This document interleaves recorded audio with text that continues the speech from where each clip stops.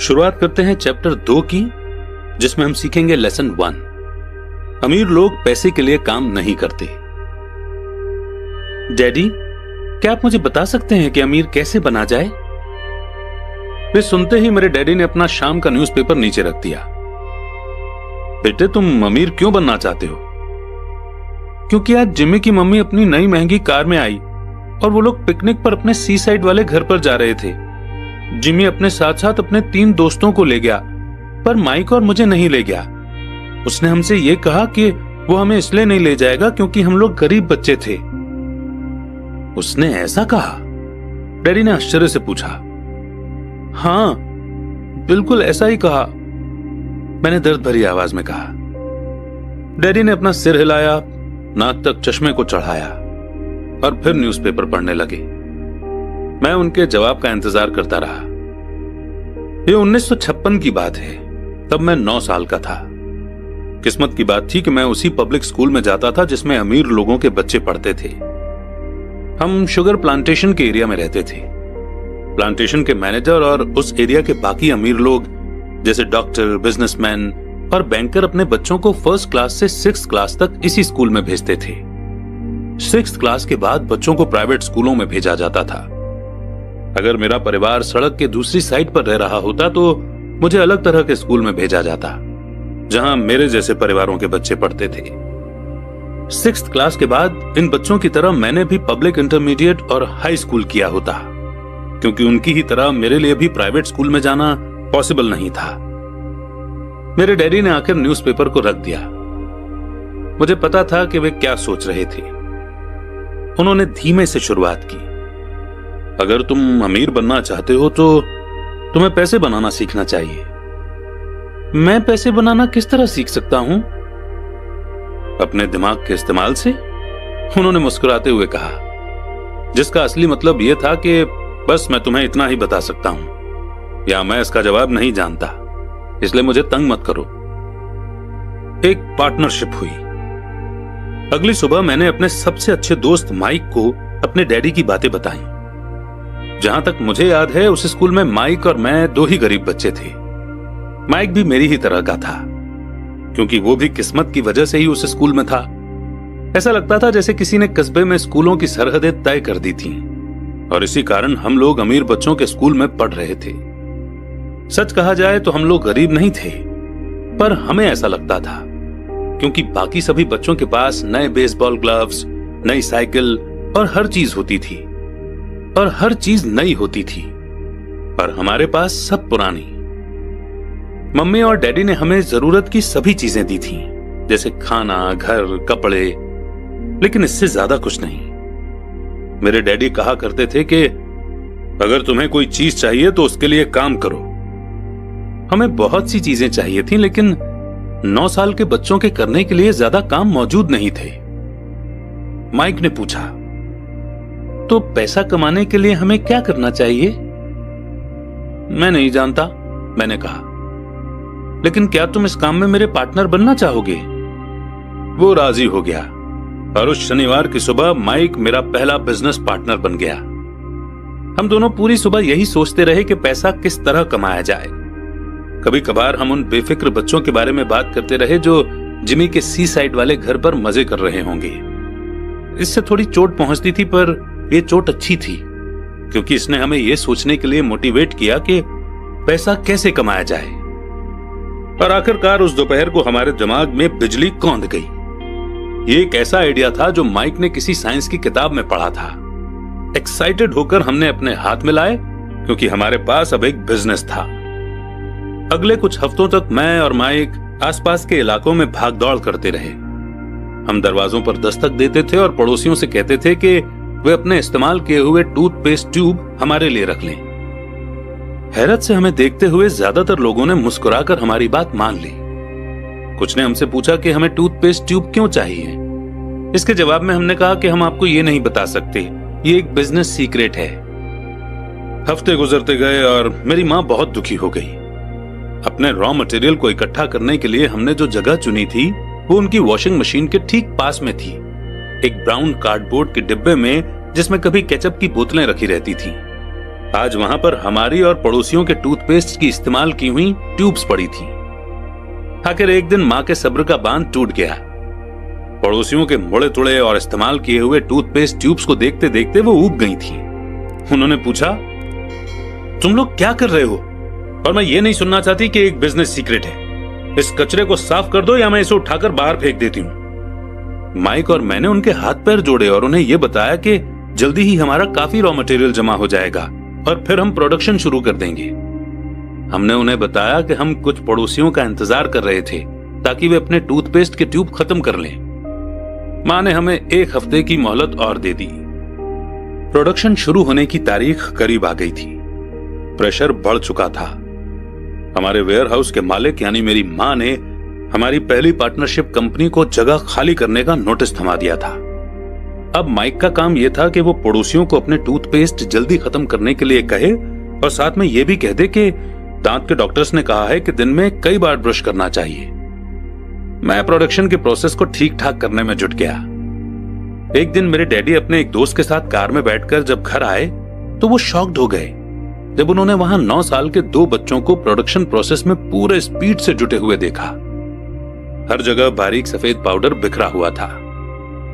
एक लंबी मेज पर स्कूल से लाए गए दूध के छोटे कार्टन थे और हमारे परिवार की ग्रिल लाल दहकते कोयलों के साथ मैक्सिमम हीट पर जल रही थी। डैडी सावधानी से चलकर हमारे करीब आए क्योंकि हमारे प्रोडक्शन प्रोसेस ने उनके घर पर कब्जा कर लिया था, इसलिए उन्हें कार बाहर ही खड़ी करनी पड़ी। और जब वे और उनके दोस्त पास आए तो उन्होंने कोयलों के ऊपर रखा एक स्टील का बर्तन देखा जिसमें टूथपेस्ट के ट्यूब पिघल रहे थे। अब आप सोचेंगे कि टूथपेस्ट ट्यूब्स को हम क्यों पिघला रहे थे। एक्चुअली उन दिनों टूथपेस्ट प्लास्टिक के ट्यूब्स में नहीं आते थे। ट्यूब शीशे यानी कि लीड के बने होते थे। एक बार पेंट जल जाने पर हम ट्यूब्स को स्टील के बर्तन में डाल देते थे ताकि वो पिघलकर लिक्विड फॉर्म में आ सके। इस पिघले हुए लीड को हम छोटे छोटे छेद वाले दूध के कार्टन्स में डाल रहे थे। दूध के इन कार्टनों में प्लास्टर ऑफ पेरिस भरा था। हर तरफ फैला सफेद पाउडर प्लास्टर ही था जिसमें हमने पानी मिलाया था। जल्दबाजी में मैंने उसके बैग को गिरा दिया था और पूरी जमीन ऐसे लग रही थी जैसे वहां अभी अभी बर्फ का तूफान आया हो। दूध के कार्टन बाहरी बक्से थे जिसके अंदर प्लास्टर ऑफ पेरिस के सांचे यानी कि मोल्ड थे। मेरे डैडी और उनके दोस्त हमें देखते रहे और हम पिघले हुए लीड को प्लास्टर ऑफ पेरिस के क्यूब के ऊपर छोटे से छेद में डालते रहे। संभल कर, मेरे डैडी ने कहा। मैंने बिना सिर उठाए हामी भर दी। आखिरकार जब शीशे को डालने का काम खत्म हो गया तो मैंने स्टील के बर्तन को नीचे रख दिया और फिर अपने डैडी की तरफ देखकर मुस्कुराया। उन्होंने हल्की सी मुस्कान के साथ पूछा, तुम लोग क्या कर रहे हो? हम वही कर रहे हैं जो आपने बताया था। हम अमीर बनने जा रहे हैं। हाँ, माइक ने सिर को हिलाते हुए और मुस्कुराते हुए कहा। हम दोनों पार्टनर हैं। डैडी ने पूछा, और इन प्लास्टर के सांचों में क्या है? देखिए, इसमें एक बहुत अच्छी चीज है। छोटे हथौड़े से मैंने सील को ठोका जिससे बाहरी खोल टूट गया। सावधानी से मैंने ऊपर के आधे प्लास्टर को हटाया और जिंक का एक सिक्का बाहर गिर गया। हे भगवान, तो तुम लोग जिंक के सिक्के बना रहे थे? मेरे डैडी ने कहा। बिल्कुल सही, माइक ने कहा। हम वही कर रहे थे जैसा आपने हमसे कहा था। हम पैसा बना रहे थे। मेरे डैडी के दोस्त जोर से हंसने लगे। मेरे डैडी भी मुस्कुराए और उन्होंने अपना सिर हिलाया। उनके सामने आग और टूथपेस्ट की ट्यूब्स के बक्से के साथ सफेद धूल में लिपटे हुए 2 बच्चे खड़े थे जो इस कान से उस कान तक खुलकर मुस्कुरा रहे थे। उन्होंने हमसे कहा कि हम सब कुछ छोड़कर उनके साथ चलें और घर के सामने वाली सीढ़ी पर बैठे। मुस्कुराते हुए उन्होंने हमें जालसाजी यानी कि फेक या फ्रॉजरी शब्द का मतलब समझाया। कहने का मतलब यह है कि जो सिक्के हैं वो सिर्फ गवर्नमेंट यानी कि सरकार बना सकती है, न कि एक आम इंसान। अगर एक आम इंसान सिक्के बनाता है तो उसे जेल भी हो सकती है। हमारे सपने टूट गए थे। तो आपका मतलब यह है कि यह इलीगल है? माइक ने कांपती हुई आवाज में पूछा। इतने में डैडी के दोस्त ने कहा, छोड़ो भी, हो सकता है कि बच्चे अपने पैदाइशी टैलेंट को डेवलप कर रहे हों। मेरे डैडी उन्हें घूरते रहे। हाँ, ये इलीगल है, डैडी ने नरमी से कहा, पर तुम लोगों ने यह साबित कर दिया है कि तुम में बहुत ज्यादा क्रिएटिविटी और ओरिजिनल आइडिया हैं। इसी तरह आगे बढ़ते रहो, मुझे तुम पर गर्व है। निराश होकर माइक और मैं तकरीबन 20 मिनट तक चुपचाप अपना सिर पकड़कर बैठे रहे। इसके बाद हमने सारा घर साफ करना शुरू किया। पहले ही दिन हमारा बिजनेस चौपट हो गया था। पाउडर साफ करते हुए मैंने माइक की ओर देखा और कहा, मुझे लगता है जिमी और उसके दोस्त ठीक कहते हैं, हम सचमुच गरीब हैं। जब मैंने ये कहा तब डैडी बस जाने ही वाले थे। उन्होंने कहा, बच्चों, तुम गरीब तभी कहलाओगे जब तुम लोग हार मान लोगे। सबसे इंपॉर्टेंट चीज यह है कि तुमने कुछ किया। ज्यादातर लोग सिर्फ अमीर बनने के बारे में बातें करते रहते हैं और उसके सपने देखते रहते हैं। तुमने कुछ किया है, मुझे तुम दोनों पर गर्व है। मैं एक बार फिर से यही कहूंगा, आगे बढ़ते चलो, हार मत मानो। माइक और मैं खामोश खड़े रहे। ये शब्द सुनने में अच्छे थे, पर हमें यह नहीं पता था कि हमें क्या करना चाहिए। तो ऐसा क्यों है डैडी कि आप अमीर नहीं हैं? मैंने पूछा। क्योंकि मैंने एक स्कूल टीचर बनने का फैसला किया था। स्कूल के टीचर अमीर बनने के बारे में नहीं सोचते, हम सिर्फ पढ़ाना पसंद करते हैं। काश कि मैं तुम लोगों की मदद कर सकता, पर हकीकत में मैं ये नहीं जानता कि दौलत कैसे कमाई जाती है।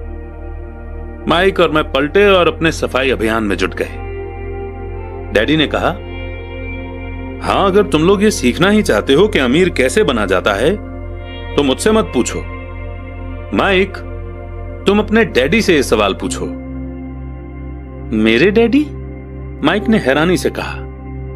हां, तुम्हारे डैडी।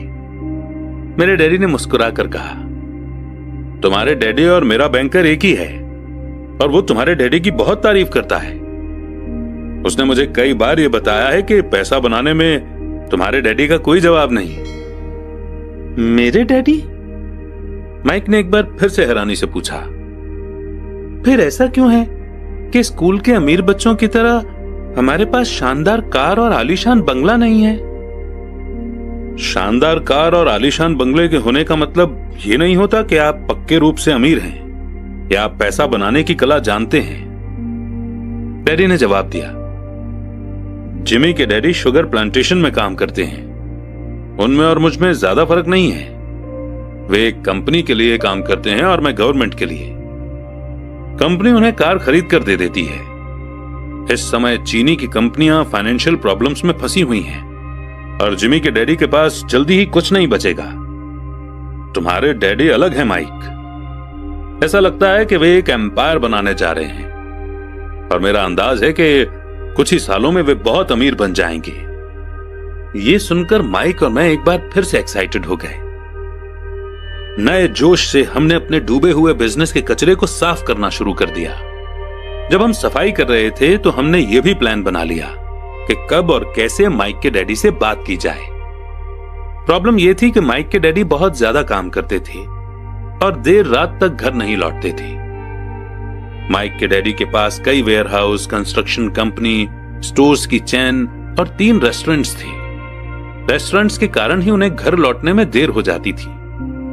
सफाई खत्म करने के बाद माइक बस पकड़कर अपने घर चला गया। वो अपने डैडी से बात करने वाला था, चाहे वे कितनी ही देर से घर लौटे, और उनसे पूछने वाला था कि क्या वे हमें अमीर बनने की तरकीब सिखाने के लिए तैयार हैं।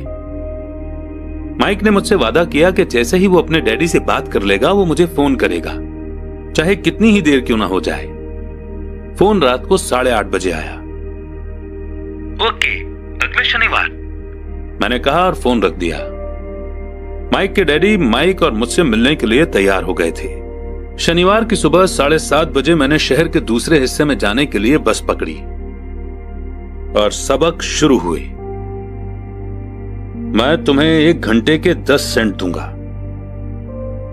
1956 की सैलरी के हिसाब से भी 10 सेंट हर घंटे की सैलरी से कम थे। माइकल और मैं सुबह 8 बजे उसके डैडी से मिले। वे पहले से ही बिजी थे और उनके पास 1 घंटे से भी ज्यादा का काम मौजूद था। जब मैं उनके साधारण छोटे और साफ घर के सामने पहुंचा तो मैंने देखा कि उनका कंस्ट्रक्शन सुपरवाइजर अपने पिकअप ट्रक में वहां से जा रहे थे। माइक मुझे दरवाजे पर ही मिल गया। डैडी अभी फोन पर हैं और उन्होंने कहा है कि हम लोग पीछे के एरिया में उनका इंतजार करें। माइक ने दरवाजा खोलते हुए कहा। जब मैंने उसके पुराने घर की दहलीज के अंदर कदम रखा तो लकड़ी के पुराने फर्श की चरमराहट सुनाई दी। दरवाजे के अंदर सस्ती सी चटाई थी। चटाई वहां इसलिए रखी गई थी ताकि फर्श पर पड़े अनगिनत पैरों के निशानों को छुपाया जा सके। हालांकि वो साफ थी, पर यह साफ दिखता था कि वो पुरानी हो गई थी और उसे बदल देना चाहिए। जब मैं लिविंग रूम में घुसा तो वहां मेरा दम घुटने लगा था। वहां पुराने फर्नीचर की बू आ रही थी और इसमें कोई शक नहीं है कि उस फर्नीचर को म्यूजियम में होना चाहिए था। सोफे पर दो औरतें बैठी थी जिनकी उम्र मेरी मां से थोड़ी ज्यादा होगी। औरतों के सामने एक आदमी मजदूरों के कपड़ों में बैठा हुआ था। उसने खाकी पैंट और खाकी शर्ट पहन रखा था। हालांकि कपड़े साफ और प्रेस किए हुए थे। उस आदमी की उम्र मेरे डैडी से लगभग 10 साल ज्यादा होगी, शायद 45 साल। ये लोग कौन हैं? मैंने पूछा। अरे ये लोग डैडी के लिए काम करते हैं। बूढ़ा आदमी उनके वेयर हाउसों को संभालता है और औरतें रेस्टोरेंट की मैनेजर हैं। और तुमने उस कंस्ट्रक्शन सुपरवाइजर को तो देखा ही होगा जो यहां से 50 मील दूर एक सड़क के प्रोजेक्ट पर काम कर रहा है। उनका दूसरा सुपरवाइजर जो बहुत से घर बना रहा है वो तुम्हारे आने के पहले ही जा चुका है। क्या ऐसा हमेशा ही होता है? मैंने पूछा। हमेशा तो नहीं, पर अक्सर ऐसा ही होता है, माइक ने कहा और मेरे पास अपनी कुर्सी खींचते हुए वो मुस्कुराया। मैंने उनसे पूछा था कि क्या वे हमें पैसा बनाना सिखाएंगे। माइक ने मुझे बताया। अच्छा, और उन्होंने इसका क्या जवाब दिया? मैंने एक्साइटेड होकर पूछा। पहले तो उनके चेहरे पर हंसी आई, फिर कुछ सोचकर उन्होंने कहा कि वे हमारे सामने एक ऑफर रखेंगे। अच्छा, मैंने कहा और अपनी कुर्सी की पीठ दीवार से टिका ली। मैं वहां कुर्सी के पिछले 2 पैरों के सहारे टिका बैठा रहा। माइक ने भी ऐसा ही किया। क्या तुम्हें पता है वो कौन सा ऑफर देने वाले हैं? मैंने पूछा। नहीं, पर हमें जल्दी इसका पता चल जाएगा। अचानक माइक के डैडी उस पुराने दरवाजे से घुसकर उस कमरे में दाखिल हुए जहां हम बैठे हुए थे। माइक और मैं अपने पैरों पर कूद गए। आदर के कारण नहीं, बल्कि इसलिए कि हम चौंक गए थे। तो बच्चों, तैयार? माइक के डैडी ने एक कुर्सी हमारे पास खिसकाते हुए पूछा। हमने अपने सिर हिलाए और अपनी कुर्सियों को दीवार के पास से खींचकर उनके सामने रख लिया। वे एक लंबे चौड़े शरीर के मालिक थे, लगभग 6 फीट ऊंचे और वजन करीब 90 किलो होगा। मेरे डैडी इससे ऊंचे थे, लगभग इसी वजन के, और माइक के डैडी से 5 साल बड़े। वे लगभग एक जैसे ही थे, हालांकि दोनों एक ही प्रजाति के नहीं थे। हो सकता है कि उनकी एनर्जी एक सी हो। माइक का कहना है कि तुम पैसा कमाना सीखना चाहते हो। क्या यह सही है रॉबर्ट? मैंने तुरंत सहमति में अपना सिर हिलाया। हालांकि मुझे थोड़ा सा डर भी लग रहा था। उनके शब्दों और मुस्कुराहट के पीछे बहुत ताकत थी। अच्छा, ये रहा मेरा ऑफर। मैं तुम्हें सिखाऊंगा, लेकिन मैं ऐसा क्लासरूम के स्टाइल में नहीं करूंगा। अगर तुम मेरे लिए काम करोगे तो उसके बदले में तो मैं तुम्हें सिखाऊंगा, और तुम मेरे लिए काम नहीं करोगे तो मैं तुम्हें नहीं सिखाऊंगा।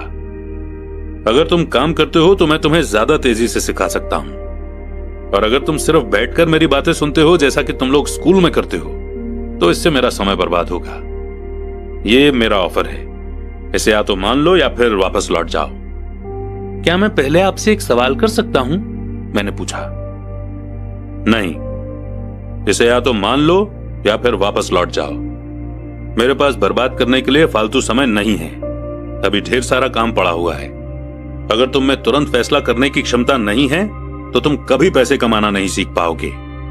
मौके आते हैं और चले जाते हैं, इसीलिए तुरंत फैसला लेने की एबिलिटी एक इंपॉर्टेंट स्किल है।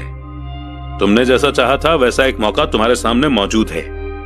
अगले 10 सेकंड में या तो पढ़ाई शुरू हो जाएगी या फिर यह हमेशा के लिए खत्म हो जाएगी। माइक के डैडी ने चिढ़ाने वाली मुस्कुराहट के साथ कहा। मंजूर, मैंने कहा। मंजूर, माइक ने कहा। बहुत बढ़िया। 10 मिनट में मिसेस मार्टिन आ जाएंगी। उनसे बातें करने के बाद मैं तुम्हें उनके साथ भेज दूंगा और तुम लोगों का काम शुरू हो जाएगा। मैं तुम्हें हर घंटे के 10 सेंट दूंगा और तुम हर शनिवार 3 घंटे काम करोगे। पर आज तो मेरा सॉफ्टबॉल का मैच है, मैंने कहा। माइक के डैडी ने अपनी आवाज को धीमा पर कड़क करके कहा, या तो मान लो या फिर वापस लौट जाओ। मान लिया, मैंने जवाब दिया। सॉफ्टबॉल खेलने के बजाय काम करने और सीखने का ऑप्शन चुनने में ही समझदारी थी। शनिवार की खुशनुमा सुबह 9 बजे माइक और मैं मिसेस मार्टिन के साथ काम कर रहे थे। वे एक दयालु और सब्र वाली औरत थीं। वे हमेशा कहा करती थीं कि माइक और मुझे देखकर उन्हें अपने दोनों बच्चों की याद आ जाती है जो अब बड़े हो गए थे और दूर चले गए थे। हालांकि वे दयालु थी, पर वे कड़ी मेहनत में विश्वास करती थी और इसलिए वे हमेशा काम करती रहती थी। वे बहुत कड़क मैनेजर थी। हम 3 घंटे तक डब्बों को सेल्फ पर से उतारते थे, उनकी धूल साफ करते थे और फिर उन्हें वापस वहीं पर रख देते थे। ये बड़ी मेहनत का काम था और बोरियत भरा भी।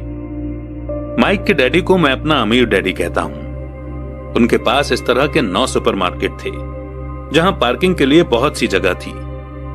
पड़ोस के जनरल स्टोर जहां लोग दूध, ब्रेड, बटर और सिगरेट जैसी चीजें खरीदते हैं। समस्या यह थी कि हवाई में एयर कंडीशनिंग नहीं थी और गर्मी के कारण स्टोर्स अपना दरवाजा बंद नहीं कर सकते थे। स्टोर के दोनों ओर दरवाजों को पूरा खुला रखा जाता था ताकि सड़क और पार्किंग की जगह सामने दिखती रहे। जब भी कोई कार पार्किंग में आती थी तो उसके साथ धूल का गुबार भी आता था जो स्टोर में घुसकर डिब्बों पर जम जाता था।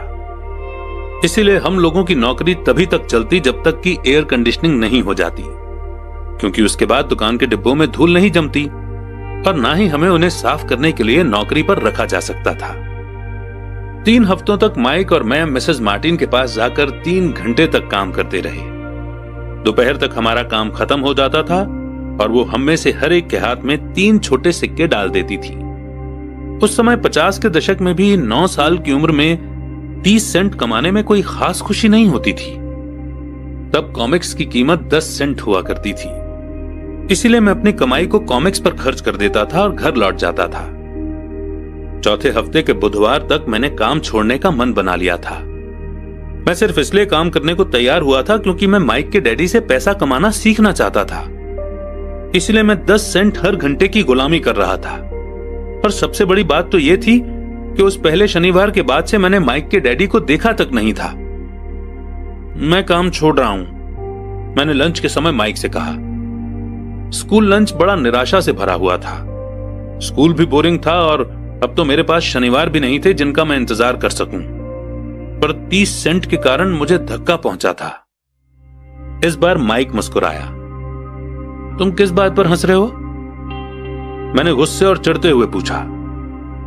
डैडी ने कहा था कि ऐसा ही होगा। उन्होंने कहा था कि जब तुम काम छोड़ने का फैसला कर लो तब वे तुमसे मिलना चाहेंगे। क्या? मैंने गुस्से में पूछा। क्या वो मेरे बोर हो जाने का इंतजार कर रहे थे? कुछ कुछ, माइक ने कहा। मेरे डैडी जरा अलग किस्म के हैं। उनका सिखाने का तरीका तुम्हारे डैडी के पढ़ाने के तरीके से बिल्कुल अलग है। तुम्हारे मम्मी डैडी बहुत बातें करते हैं, दूसरी तरफ मेरे डैडी बहुत कम बोलते हैं। तुम सिर्फ इस शनिवार तक इंतजार कर लो, मैं उन्हें बता दूंगा कि तुमने काम छोड़ने का फैसला कर लिया है। इसका मतलब यह है कि मेरे साथ नाटक खेला गया है? नहीं, ऐसा नहीं हुआ है, पर शायद हो सकता है। डैडी शनिवार को इसके बारे में समझाएंगे। शनिवार को लाइन में लगकर इंतजार करते हुए मैं उनका सामना करने के लिए तैयार था। यहां तक कि मेरे असली डैडी भी उनसे नाराज थे। मेरे असली डैडी, जिन्हें मैं गरीब डैडी कहता हूं, ये मानते थे कि अमीर डैडी चाइल्ड लेबर कानून को तोड़ रहे थे और इस पूरे मामले की जांच होनी चाहिए। मेरे पढ़े लिखे गरीब डैडी ने मुझसे यह कहा कि मैं सही सैलरी मांगूं, हर घंटे के कम से कम 25 सेंट। मेरे गरीब डैडी ने मुझसे कहा कि अगर मेरी सैलरी नहीं बढ़ती तो मुझे तुरंत जॉब छोड़ देनी चाहिए। और वैसे भी तुम्हें उस घटिया काम की कोई जरूरत नहीं है, मेरे गरीब डैडी ने झल्ला कर कहा। शनिवार को सुबह 8 बजे मैं एक बार फिर माइक के घर उसी पुराने दरवाजे से अंदर घुस रहा था। कुर्सी पर बैठो और लाइन में इंतजार करो, माइक के डैडी ने मेरे घुसते ही कहा। फिर वे अंदर जाकर अपने छोटे से ऑफिस में बैठ गए जो बेडरूम के पास था। मैंने कमरे में चारों तरफ देखा पर मुझे माइक नहीं दिखा। अजीब सा महसूस करते हुए मैं उन्हीं दोनों औरतों के बगल में बैठ गया जो मुझे 4 हफ्ते पहले वहीं पर मिली थी। वे मुस्कुराईं और सोफे पर थोड़ी सी खिसक गईं ताकि मैं भी बैठ सकूं। 45 मिनट गुजर गए थे और मैं उबल रहा था। दोनों औरतें उनसे मिलकर तकरीबन 30 मिनट पहले वहां से जा चुकी थीं। एक बूढ़ा सा आदमी वहां 20 मिनट तक बैठा और फिर वो भी चला गया। घर खाली था और हवाई में खुशनुमा सुबह को मैं सीलन भरे अंधेरे लिविंग रूम में बैठा हुआ था और इस बात का इंतजार कर रहा था कि एक लालची और बच्चों का शोषण करने वाला आदमी मुझसे बातें करे। मैं सुन सकता था कि वो फोन पर बातें कर रहे थे, ऑफिस में इधर उधर के काम कर रहे थे और मुझे नजरअंदाज कर रहे थे। मेरी इच्छा तो यह हो रही थी कि मैं उस घमंडी आदमी से बिना मिले ही घर लौट जाऊं, पर किसी वजह से मैं रुक गया। आखिर 15 मिनट के बाद ठीक 9 बजे अमीर डैडी अपने ऑफिस से बाहर निकले। बिना कुछ कहे उन्होंने हाथ से मुझे इशारा किया कि मैं उनके ऑफिस में आ जाऊं। अमीर डैडी ने अपनी ऑफिस कुर्सी पर बैठते हुए कहा, या तो तुम्हारी सैलरी बढ़ाई जाए या तुम काम छोड़ रहे हो, है ना? हाँ, डील के मुताबिक आप अपनी शर्त पूरी नहीं कर रहे हैं, मैंने लगभग आंसुओं से भीगी हुई आवाज में कहा। 9 साल के बच्चे के लिए एक बड़े आदमी का सामना करना बहुत ज्यादा डरावना था। आपने कहा था कि अगर मैं आपके लिए काम करूंगा तो मुझे आप पैसा कमाना सिखाएंगे। अपनी तरफ से मैंने आपके लिए काम किया है, मैंने कड़ी मेहनत की है। इस काम के लिए मैंने अपने बेसबॉल गेम की भी कुर्बानी दी है और अब आप अपने वादे से मुकर रहे हैं। आपने मुझे कुछ भी नहीं सिखाया है। आप धोखेबाज हैं, जैसा शहर के सभी लोग कहते हैं। आप लालची हैं, आप सिर्फ पैसा कमाना चाहते हैं और अपने एम्प्लॉयज का बिल्कुल ध्यान नहीं रखते। आपने मुझे इतनी देर तक बाहर बिठाए रखा और मेरी जरा भी इज्जत नहीं की। मैं एक छोटा सा बच्चा हूं और आपको मेरे साथ इससे बेहतर बर्ताव करना चाहिए था। अमीर डैडी अपनी कुर्सी पर पीछे झुक गए। अपने हाथों को ठुड्डी तक लाकर उन्होंने मुझे घूरा। ऐसा लग रहा था जैसे वो मुझे एनालाइज कर रहे थे। बुरा नहीं है, 1 महीने से भी कम समय में तुम वही भाषा बोल रहे हो जो मेरे ज्यादातर एम्प्लॉय बोलते हैं। क्या? मैंने पूछा। मैं समझ नहीं पा रहा था कि वे क्या कह रहे थे और इसलिए मैंने अपना दुखड़ा रोना चालू रखा। मुझे लगता था कि आप अपने वादे पर कायम रहेंगे और मुझे कुछ सिखाएंगे। इसके बजाय आप तो मुझ पर अत्याचार करना चाहते हैं। यह तो जुल्म है, सरासर जुल्म। मैं तुम्हें सिखा तो रहा हूं, अमीर डैडी ने धीमी आवाज में कहा। आपने मुझे क्या सिखाया है? कुछ भी नहीं। एक बार मैं चंद सिक्कों में काम करने के लिए तैयार हो गया, उसके बाद तो आपने मुझसे बात तक नहीं की। 10 सेंट हर घंटे के लिए। मैं आपकी शिकायत गवर्नमेंट से करूंगा। हमारे देश में भी चाइल्ड लेबर कानून है। आप तो जानते ही हैं कि मेरे डैडी गवर्नमेंट के लिए काम करते हैं। शाबाश, अब तुम उन ज्यादातर लोगों की भाषा बोल रहे हो जो कभी मेरे लिए काम करते थे। वे लोग या तो जिन्हें मैंने नौकरी से निकाल दिया है या जिन्होंने खुद मेरी नौकरी छोड़ दी है। तो इस बारे में आपको क्या कहना है? और मुझे यह लग रहा था कि कम उम्र के बावजूद मैं बहादुरी से बातें कर रहा था। आपने मुझसे झूठ बोला। मैंने आपके लिए काम किया और आपने अपना वादा पूरा नहीं किया। आपने मुझे कुछ भी नहीं सिखाया। कौन कहता है कि मैंने तुम्हें कुछ नहीं सिखाया है? मेरे अमीर डैडी ने शांति से कहा। मैंने 3 हफ्ते तक काम किया और इस बीच आपने सिखाना तो दूर रहा, मुझसे कभी बात तक नहीं की। क्या सिखाने का मतलब सिर्फ भाषण या बातचीत ही होता है? और क्या? इस तरह से वो तुम्हें स्कूल में सिखाते हैं, पर जिंदगी तुम्हें इस तरह नहीं सिखाती। और मेरा मानना यह है कि जिंदगी सबसे बढ़िया टीचर होती है। ज्यादातर वक्त जिंदगी आपसे बातें नहीं करती, ये एक तरह से आपको धक्का देती है। हर धक्के के जरिए जिंदगी आपसे कहती है, जाग जाओ। मैं तुम्हें कुछ सिखाना चाहती हूं। यह आदमी कैसी बेसिर पैर की बातें कर रहा है, मैंने अपने आप से पूछा। जिंदगी अगर मुझे धक्का देती है तो इसका मतलब कि जिंदगी मुझसे बातें करती है। अब मैं जान चुका था कि मुझे यह काम तुरंत छोड़ देना चाहिए। मैं किसी ऐसे आदमी से बातें कर रहा था जो पागल था और जिसे ताले में बंद रखे जाने की जरूरत थी। अगर तुम जिंदगी के सबक सीखते हो तो इससे तुम्हें बहुत फायदा होगा। अगर तुम ऐसा नहीं करते हो तो जिंदगी तुम्हें लगातार धक्के देती रहेगी। लोग दो चीजें करते हैं।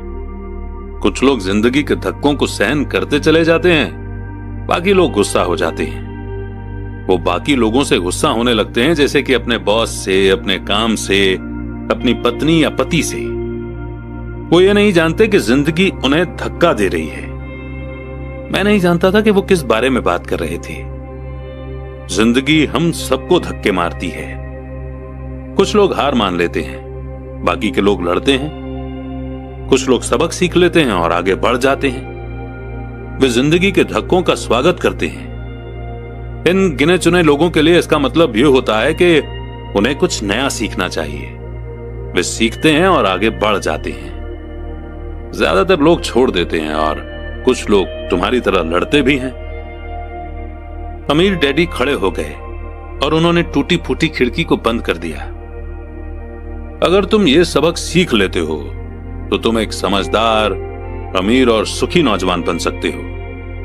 अगर तुम ये नहीं सीखते हो तो तुम जिंदगी भर अपनी समस्याओं के लिए अपनी नौकरी, कम सैलरी या अपने बॉस को कोसते रहोगे।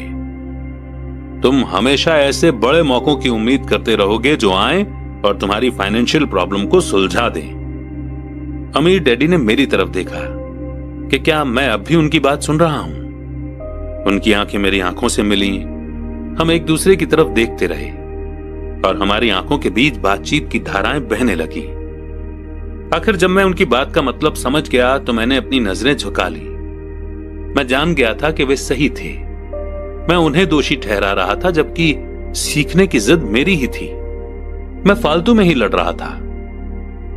अमीर डैडी ने आगे कहा, अगर आप इस तरह के आदमी हैं जिसमें हिम्मत नहीं है तो आप जिंदगी की हर प्रॉब्लम के सामने हार मान जाओगे। अगर आप इस किस्म के आदमी हैं तो आप जिंदगी भर सुरक्षित खेल खेलते रहोगे, सही चीजें करते रहोगे और किसी ऐसे वक्त का इंतजार करते रहोगे जो आने वाला नहीं है, और फिर आप एक बोरिंग बुढ़े की तरह मर जाएंगे। आपके बहुत से दोस्त होंगे जो आपकी सिर्फ इसलिए तारीफ करेंगे क्योंकि आप एक मेहनती और भले आदमी थे। आपने अपनी जिंदगी सेफ गेम खेलने और सही चीजें करने में गुजार दी। पर सच बात तो यह है कि आपने जिंदगी की प्रॉब्लम्स के सामने घुटने टेक दिए थे। आप रिस्क मोल लेने की कल्पना तक से डरते थे। हकीकत में तो आप जीतना चाहते थे, पर आपके लिए हार का डर जीतने के एक्साइटमेंट से ज्यादा ताकतवर साबित हुआ। अंदर से आप और सिर्फ आप जान पाएंगे कि आपने कभी जीतने की कोशिश ही नहीं की। आपने सुरक्षित खेल खेलने का ऑप्शन चुना। हमारी नजरें एक बार फिर मिली। 10 सेकंड तक हम एक दूसरे की तरफ देखते रहे और एक बार फिर मैंने तभी नजरें हटाई जब मैं उनकी बात का मतलब समझ गया। आप मुझे धक्का दे रहे थे? मैंने पूछा। कुछ लोग ऐसा कह सकते हैं। अमीर डैडी मुस्कुराए। मैं तो यही कहूंगा कि मैं तुम्हें जिंदगी का स्वाद चखा रहा था। कैसा स्वाद? मैंने पूछा। मैं अब भी गुस्सा था, पर अब मेरी जानने की इच्छा भी जाग गई थी और अब मैं सीखने के लिए भी तैयार था। तुम दोनों ऐसे पहले लोग हो जिन्होंने मुझसे पैसे बनाने की कला सीखने की रिक्वेस्ट की है।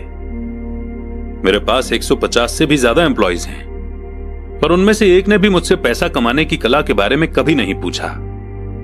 वे मुझसे नौकरी मांगते हैं, सैलरी मांगते हैं, पर पैसा बनाने की कला नहीं सीखना चाहते। तो ज्यादातर लोग इसी तरह अपनी जिंदगी के सबसे बेहतरीन साल पैसे के लिए काम करने में बर्बाद कर देंगे और आखिर तक ये कभी समझ ही नहीं पाएंगे कि दरअसल वे किसके लिए काम कर रहे हैं। मैं पूरा ध्यान लगाकर उनकी बात सुनता रहा। तो जब माइक ने मुझसे कहा कि तुम पैसा कमाने की कला सीखना चाहते हो, तो मैंने एक ऐसा कोर्स तैयार किया जो असली जिंदगी के करीब था। मैं बोलते बोलते थक जाता, पर तुम कभी मेरी बात का मतलब नहीं समझ पाती।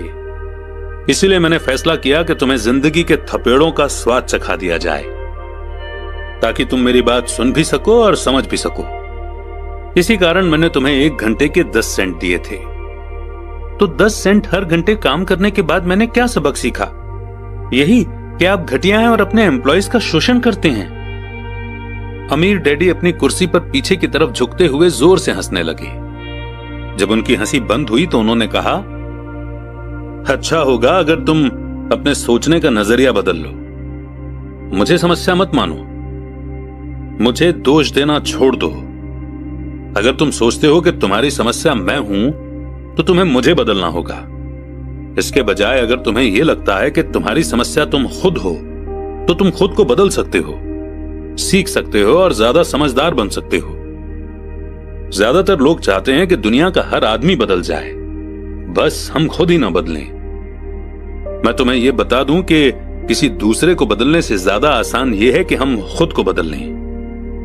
मैं आपकी बात ठीक से समझ नहीं पाया। अपनी प्रॉब्लम के लिए मुझे दोष देना छोड़ दो, अमीर डैडी ने बेचैन होकर मुझसे कहा। पर आपने मुझे सिर्फ 10 सेंट की ही सैलरी दी, तो तुमने क्या सीखा? अमीर डैडी ने मुस्कुराकर पूछा। यही कि आप घटिया हैं, मैंने शरारत भरी मुस्कान के साथ कहा। अच्छा, तो तुम ये सोचते हो कि प्रॉब्लम मैं हूं? वो तो आप हैं ही। खैर, इसी तरीके से सोचते रहो और तुम जिंदगी भर कुछ नहीं सीख पाओगे। अगर तुम्हारा नजरिया यही है कि समस्या मैं हूं, तो तुम्हारे पास क्या ऑप्शन रह जाते हैं? अगर आप मेरी सैलरी नहीं बढ़ाते या मुझे ज्यादा इज्जत नहीं देते, तो मैं काम छोड़कर चला जाऊंगा। ठीक कहा, और ज्यादातर लोग यही करते हैं। वे काम छोड़कर चले जाते हैं और दूसरी जॉब की तलाश करते हैं, जहां उन्हें बेहतर मौके या ज्यादा अच्छी सैलरी मिले। उन्हें यह गलतफहमी होती है कि नई नौकरी या ज्यादा सैलरी से उनकी प्रॉब्लम सुलझ सकती है, और ज्यादातर मामलों में ऐसा नहीं होता। तो समस्या किस तरह से सुलझ सकती है? 10 सेंट हर घंटे के हिसाब से सैलरी लेकर मुस्कुराते हुए? अमीर डैडी मुस्कुराए। यही बाकी के लोग करते हैं। वे ये जानते हुए भी कम सैलरी में काम करते हैं, क्योंकि नौकरी छूट जाने पर उनका और उनके परिवार का पेट कैसे भरेगा। इसलिए मन मसोस कर वे नौकरी करते हैं और ये सोचकर सैलरी बढ़ने का इंतजार करते हैं कि ज्यादा पैसा आने से समस्या सुलझ जाएगी। ज्यादातर लोग ऐसा ही सोचते हैं और कड़ी मेहनत करते हुए दूसरी नौकरी भी कर लेते हैं, पर उसमें भी उन्हें सैलरी कम ही मिलती है। मैं फर्श को घूरता रहा। अब मैं अमीर डैडी के सबक को समझने लगा था। मुझे यह एहसास हो गया था कि यही जिंदगी का स्वाद है। आखिरकार मैंने ऊपर की ओर देखा और अपना सवाल दोहराया, तो फिर यह समस्या किस तरह सुलझेगी? इस सवाल के जवाब में अमीर डैडी ने मुझे वो बेशकीमती नजरिया दिया जो उन्हें अपने एम्प्लॉयज और मेरे गरीब डैडी से अलग करता था, और जिसकी बदौलत वे हवाई के सबसे अमीर आदमी बनने वाले थे, जबकि मेरे पढ़े लिखे गरीब डैडी जिंदगी भर पैसों की तंगी से जूझने वाले थे। यह एक अद्भुत नजरिया था जिसने मेरी जिंदगी का नक्शा ही बदल दिया। अमीर डैडी ने मुझे बार बार यह नजरिया याद दिलाया, जिसे मैं पहला सबक कहूंगा। गरीब और मिडिल क्लास लोग पैसे के लिए काम करते हैं, अमीरों के लिए पैसा काम करता है। मेरे गरीब डैडी ने जो एजुकेशन मुझे दी थी, शनिवार की उस खुशनुमा सुबह में मैं उससे बिल्कुल अलग नजरिया सीख रहा था। 9 साल की उम्र में मैं ये समझ गया था कि दोनों ही डैडी चाहते थे कि मैं सीखूं। दोनों ही डैडी मुझे पढ़ने के लिए मोटिवेट करते थे। फर्क सिर्फ इतना था कि दोनों के सुझाए सब्जेक्ट अलग अलग थे। मेरे पढ़े लिखे डैडी चाहते थे कि मैं वही करूं जो उन्होंने किया। बेटे, मैं चाहता हूं कि तुम मेहनत से पढ़ो, अच्छे नंबर लाओ, ताकि तुम्हें किसी बड़ी कंपनी में स्टेबल जॉब मिल सके। और ये अच्छी तरह देख लो कि इसमें बहुत सारे दूसरे फायदे हों। मेरे अमीर डैडी चाहते थे कि सबक मुझे जीवन भर उनके मार्गदर्शन में सीखना था, न कि किसी क्लासरूम में। मेरे अमीर डैडी ने पहला सबक जारी रखा। मैं खुश हूं कि तुम 10 सेंट हर घंटे के हिसाब से काम करने पर गुस्सा हो गए। अगर तुम गुस्सा नहीं हुए होते और तुम ऐसा खुशी खुशी करते रहते तो मैं तुमसे साफ कह देता कि मैं तुम्हें नहीं सिखा सकता। ये जान लो कि सच्ची एजुकेशन में एनर्जी, स्ट्रॉन्ग इमोशन और जबरदस्त इच्छा की जरूरत होती है। गुस्सा उस फॉर्मूले का एक बहुत बड़ा हिस्सा है, क्योंकि स्ट्रॉन्ग इमोशन में गुस्सा और प्रेम मिला हुआ होता है। जब पैसे की बात आती है तो ज्यादातर लोग सुरक्षित रास्ता खोजते हैं, इसीलिए स्ट्रॉन्ग इमोशन उन्हें रास्ता नहीं दिखा पाते। उन्हें रास्ता दिखाता है उनका डर। तो क्या इसलिए वे कम सैलरी पर काम करने के लिए राजी हो जाते हैं? हां, कुछ लोग कहते हैं कि मैं लोगों का शोषण करता हूं, क्योंकि मैं उन्हें उतनी सैलरी नहीं देता जितनी उन्हें प्लांटेशन या गवर्नमेंट की तरफ से मिलती है। मैं यही कहना चाहता हूं कि लोग खुद अपना शोषण करते हैं। डरते वे हैं, मैं नहीं। पर क्या आपको नहीं लगता कि आपको उन्हें ज्यादा सैलरी देनी चाहिए? मुझे ज्यादा देने की जरूरत ही नहीं है, और इसके अलावा ज्यादा पैसा मिलने से उनकी समस्या नहीं सुलझेगी। अपने डैडी को ही देख लो, वे बहुत सा पैसा कमाते हैं और फिर भी वे अपने बिल नहीं चुका पाते।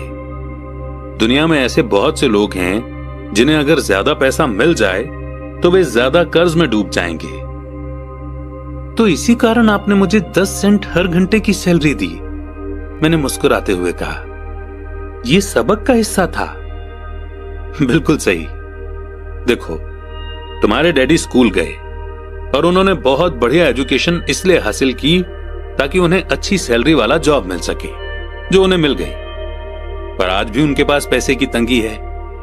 ऐसा इसलिए है क्योंकि उन्होंने स्कूल में पैसे के बारे में कुछ भी नहीं सीखा। और सबसे बड़ी बात यह है कि वे पैसे के लिए काम करने में भरोसा करते हैं। और आप नहीं करते? नहीं, सच पूछा जाए तो बिल्कुल नहीं। अगर तुम पैसे के लिए काम करना सीखना चाहते हो तो स्कूल में ही रहो। यह सीखने के लिए उससे बढ़िया जगह कोई नहीं है। पर अगर तुम यह सीखना चाहते हो कि पैसा तुम्हारे लिए किस तरह काम करे, तो यह मैं तुम्हें सिखा सकता हूं, पर तभी जब तुम सीखना चाहो। क्या हर कोई ये नहीं सीखना चाहता? मैंने पूछा। नहीं, सिर्फ इसलिए क्योंकि पैसे के लिए काम करना ज्यादा आसान है, खासकर तब जब पैसे के बारे में आपकी बेसिक भावना डर हो।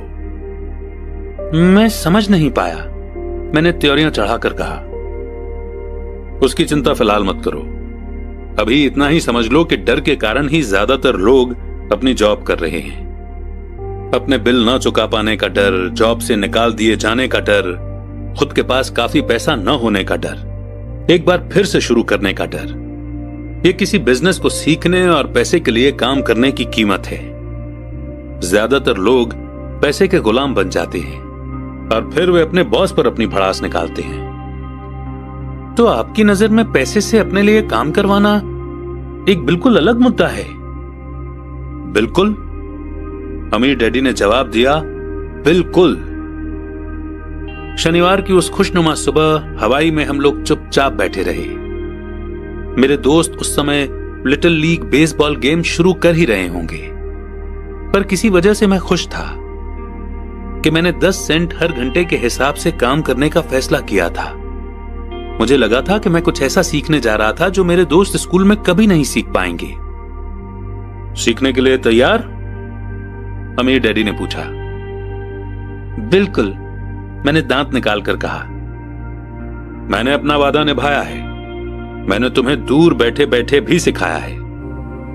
9 साल की उम्र में तुम्हें इस बात का पता चल चुका है कि पैसे के लिए काम करना कैसा होता है। अपने पिछले महीने को 50 सालों से मल्टीप्लाई कर लो और तुम्हें इस बात का अंदाजा हो जाएगा कि ज्यादातर लोगों की जिंदगी किस तरह गुजरती है। मैं समझ नहीं पाया। जब तुम मुझसे मिलने के लिए लाइन में इंतजार कर रहे थे तो तुम्हें कैसा लग रहा था? एक बार नौकरी के लिए और दूसरी बार सैलरी बढ़वाने के लिए? भयानक, मैंने कहा। और तुम्हें तब कैसा लगा था जब मिसेस मार्टिन ने तुम्हारे हाथ में 3 घंटे के काम के लिए 3 सिक्के थमाए थे? मुझे लगा था ये काफी नहीं है। मुझे लग रहा था कि ये कुछ भी नहीं है। मैं निराश हुआ था। और यही ज्यादातर एम्प्लॉयज को लगता है जब वे अपनी सैलरी के चेक को देखते हैं, खासकर तब जब उससे टैक्स और बाकी कटौतियां कर ली जाती हैं। कम से कम तुम्हें तो पूरी सैलरी मिलती थी, उन्हें तो पूरी सैलरी भी नहीं मिलती। आपका मतलब है कि ज्यादातर एम्प्लॉयज को पूरी सैलरी नहीं मिलती है? मैं हैरान था। नहीं, गवर्नमेंट हमेशा अपना हिस्सा पहले ही ले लेती है।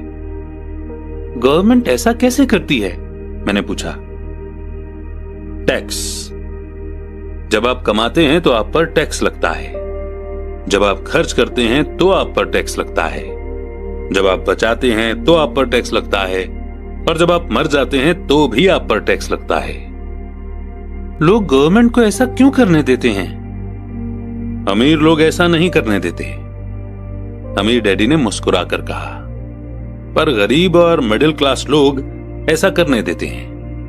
मैं दावा करता हूं कि मैं तुम्हारे डैडी से ज्यादा कमाता हूं, पर वे ज्यादा टैक्स चुकाते हैं। यह कैसे संभव है? मैंने पूछा। 9 साल का बच्चा इस अजीब आंकड़े को नहीं समझ पा रहा था। कोई आदमी गवर्नमेंट को ऐसा करने की इजाजत कैसे दे सकता है? अमीर डैडी चुपचाप बैठे रहे। मैं समझ गया कि वे चाहते थे कि मैं सुनूं, न कि उनसे फालतू के सवाल करूं। आखिर मैं शांत हो गया। जो मैंने सुना था वो मुझे अच्छा नहीं लगा था। मैं जानता था कि मेरे डैडी हमेशा टैक्स का रोना रोते रहते थे, पर दरअसल इस बारे में वो कुछ भी नहीं कर पाते थे। क्या जिंदगी उन्हें धक्का दे रही थी? अमीर डैडी मेरी तरफ देखते हुए अपनी कुर्सी में धीमे धीमे और खामोशी से हिलने लगे। सीखने के लिए तैयार? उन्होंने पूछा। मैंने अपना सिर धीमे से हिलाया। जैसा मैंने कहा, सीखने के लिए बहुत कुछ है। पैसे से अपने लिए काम कैसे करवाया जाए, यह जिंदगी भर चलने वाली पढ़ाई है। ज्यादातर लोग 4 साल के लिए कॉलेज जाते हैं और उनकी पढ़ाई पूरी हो जाती है। मैं पहले से ही जानता हूं कि मेरी पैसों से जुड़ी हुई पढ़ाई जीवन भर चलेगी, और इसकी वजह यह है कि मैं जितना ज्यादा जान लेता हूं, उससे भी ज्यादा जानने की मेरी इच्छा बढ़ती चली जाती है। ज्यादातर लोग इस सब्जेक्ट को कभी नहीं पढ़ते। वे नौकरी पर जाते हैं, अपनी सैलरी लेते हैं, अपनी चेकबुक को बैलेंस करते हैं और बात खत्म हो जाती है। इसके बाद भी उन्हें अचरज होता है कि उनके जीवन में पैसे की समस्याएं क्यों हैं। फिर वे सोचते हैं कि ज्यादा पैसों से उनकी समस्या हल हो जाएगी। बहुत कम लोगों को यह एहसास होता है कि असली समस्या पैसों से जुड़ी एजुकेशन या नॉलेज की है। तो मेरे डैडी को टैक्स की समस्या इसलिए है क्योंकि उनमें पैसों की समझ नहीं है? मैंने बेचैन होकर पूछा। देखो, पैसे से अपने लिए काम कैसे करवाया जाए, टैक्स तो उस एजुकेशन का सिर्फ एक हिस्सा है। आज तो मैं सिर्फ यह देखना चाहता था कि तुम में अब भी पैसे के बारे में सीखने की गहरी इच्छा बची है या नहीं। ज्यादातर लोगों में सीखने की गहरी इच्छा नहीं होती। वे स्कूल जाना चाहते हैं, कोई बिजनेस सीखना चाहते हैं, अपनी नौकरी में मजे करना चाहते हैं और ढेर सारा पैसा कमाना चाहते हैं। एक दिन वे तब जागते हैं जब उनके सामने पैसे की समस्या आ जाती है, और तब वे काम करना बंद नहीं कर सकते। पैसे के लिए काम करने की यही कीमत होती है, और उन्हें यह कीमत चुकानी ही पड़ती है। अगर वे पैसे से अपने लिए काम करवाना सीख लेते तो उनके सामने यह समस्या कभी नहीं आती। तो तुम में अब भी सीखने की, जानने की इच्छा है? अमीर डैडी ने पूछा। मैंने हामी में सिर हिलाया। अच्छा, अब काम पर वापस जाओ और इस बार मैं तुम्हें बिल्कुल सैलरी नहीं दूंगा। क्या? मैंने हैरान होकर पूछा। तुमने सही सुना है, सैलरी बंद। तुम हर शनिवार 3 घंटे उसी तरह काम करोगे, पर इस बार तुम्हें 10 सेंट हर घंटे के हिसाब से सैलरी नहीं मिलेगी। तुम्ही ने तो कहा कि तुम पैसे के लिए काम करना नहीं सीखना चाहते, इसलिए मैं बदले में तुम्हें कुछ भी नहीं दूंगा। मुझे अपने सुने हुए शब्दों पर भरोसा नहीं हो रहा था। मैंने माइक से पहले ही बात कर ली है। वो पहले से ही काम कर रहा है, मुफ्त में डिब्बों की सफाई कर रहा है और उन्हें करीने से जमा रहा है। अब तुम भी जल्दी से जाकर काम में जुट जाओ। ये ठीक नहीं है, मैं चिल्लाया। आपको कुछ न कुछ सैलरी तो देनी चाहिए। तुमने कहा था कि तुम सीखना चाहते हो। अगर तुम इस बात को अभी नहीं सीख पाओगे तो तुम भी उन्हीं दो औरतों और बूढ़े आदमी की तरह बन जाओगे जो मेरे लिविंग रूम में बैठे थे। ये लोग पैसे के लिए काम करते हैं और डरते हैं कि मैं उन्हें नौकरी से न निकाल दूं। या तुम अपने डैडी की तरह बन जाओगे जो पैसा तो बहुत कमाते हैं पर गले तक कर्ज में डूबे रहते हैं। शायद उन्हें यह उम्मीद रहती है कि ज्यादा पैसे से उनकी समस्या सुलझ जाएगी। अगर तुम यही चाहते हो तो मैं एक बार फिर 10 सेंट के अपने पुराने वादे पर लौटने के लिए तैयार हूं। या तुम वो कर सकते हो जो ज्यादातर लोग करते हैं, इस बारे में शिकायत करो कि सैलरी बहुत कम है और तुम ये नौकरी छोड़कर दूसरी नौकरी की तलाश शुरू कर दो। मेरी समझ में नहीं आ रहा है कि मैं क्या करूं, मैंने पूछा। अमीर डैडी ने अपने सिर पर उंगली रखी। इसका इस्तेमाल करो। अगर तुम इसका सही इस्तेमाल करोगे तो तुम मुझे जल्द ही इस बात के लिए धन्यवाद दोगे कि मैंने तुम्हें मौका दिया और एक दिन तुम बहुत अमीर आदमी बन जाओगे। मैं वहां यह सोचते हुए खड़ा था कि मुझे कितना घटिया ऑप्शन दिया जा रहा है। मैं यहां अपनी सैलरी बढ़वाने आया था और अब मुझे मुफ्त में काम करने के लिए कहा जा रहा है। अमीर डैडी ने एक बार फिर अपनी उंगली को सिर पर रखा और कहा कि इसका इस्तेमाल करो। अब यहां से जाओ और अपने काम में जुट जाओ। तो सबक 1, अमीर लोग पैसे के लिए काम नहीं करते। मैंने अपने गरीब डैडी को यह नहीं बताया कि अब मैं मुफ्त में काम कर रहा हूं। उन्हें यह समझ में नहीं आता। मैं उन्हें इसकी वजह ठीक से इसलिए नहीं समझा सकता था क्योंकि मैं खुद भी इसे ठीक से नहीं समझ पाया था। अगले 3 हफ्ते माइक और मैं 3 घंटे तक हर शनिवार को काम करते रहे, मुफ्त में। काम बहुत परेशानी वाला नहीं था और वक्त गुजरने के साथ साथ ये ज्यादा आसान होता जा रहा था। मुझे अफसोस था तो बस अपने छूटे हुए बेसबॉल गेम्स और कॉमिक्स का। अब मैं उनका मजा नहीं ले सकता था। तीसरे हफ्ते दोपहर में अमीर डैडी आए। हमने उनके ट्रक के पार्किंग में आने की आवाज सुनी। वे स्टोर में घुसे और उन्होंने मिसेस मार्टिन को गले लगाकर हेलो कहा। स्टोर में क्या चल रहा है यह जानने के बाद वे आइसक्रीम फ्रीजर के पास गए। उसमें से 2 आइसक्रीम निकाली, उनका दाम चुकाया और इसके बाद मेरी और माइक की तरफ इशारा करके कहा, चलो घूमने चलते हैं।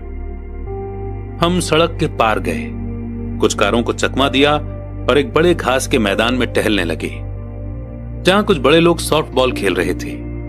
दूर की पिकनिक टेबल पर बैठकर उन्होंने माइक और मुझे आइसक्रीम दी। कैसा चल रहा है? बढ़िया, माइक ने कहा। मैंने सहमति में सिर हिलाया। कुछ और सीखा? अमीर डैडी ने पूछा। माइक और मैंने एक दूसरे की तरफ देखा, अपने कंधे उचकाए और अपने सिर को नामे एक साथ हिलाया। और अब जो हम सबक सीखने वाले थे वो ये था, जिंदगी के सबसे बड़े जाल से बचना। अच्छा ये होगा कि तुम बचपन से ही ये सोचना शुरू कर दो।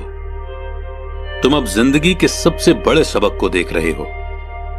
अगर तुम इस सबक को सीख लेते हो तो तुम बहुत ज्यादा आजादी और सुरक्षा भरी जिंदगी का सुख ले सकते हो। अगर तुम ये सबक नहीं सीख पाते हो तो तुम भी मिसेस मार्टिन और इस पार्क में खेल रहे ज्यादातर लोगों की तरह ही बन जाओगे।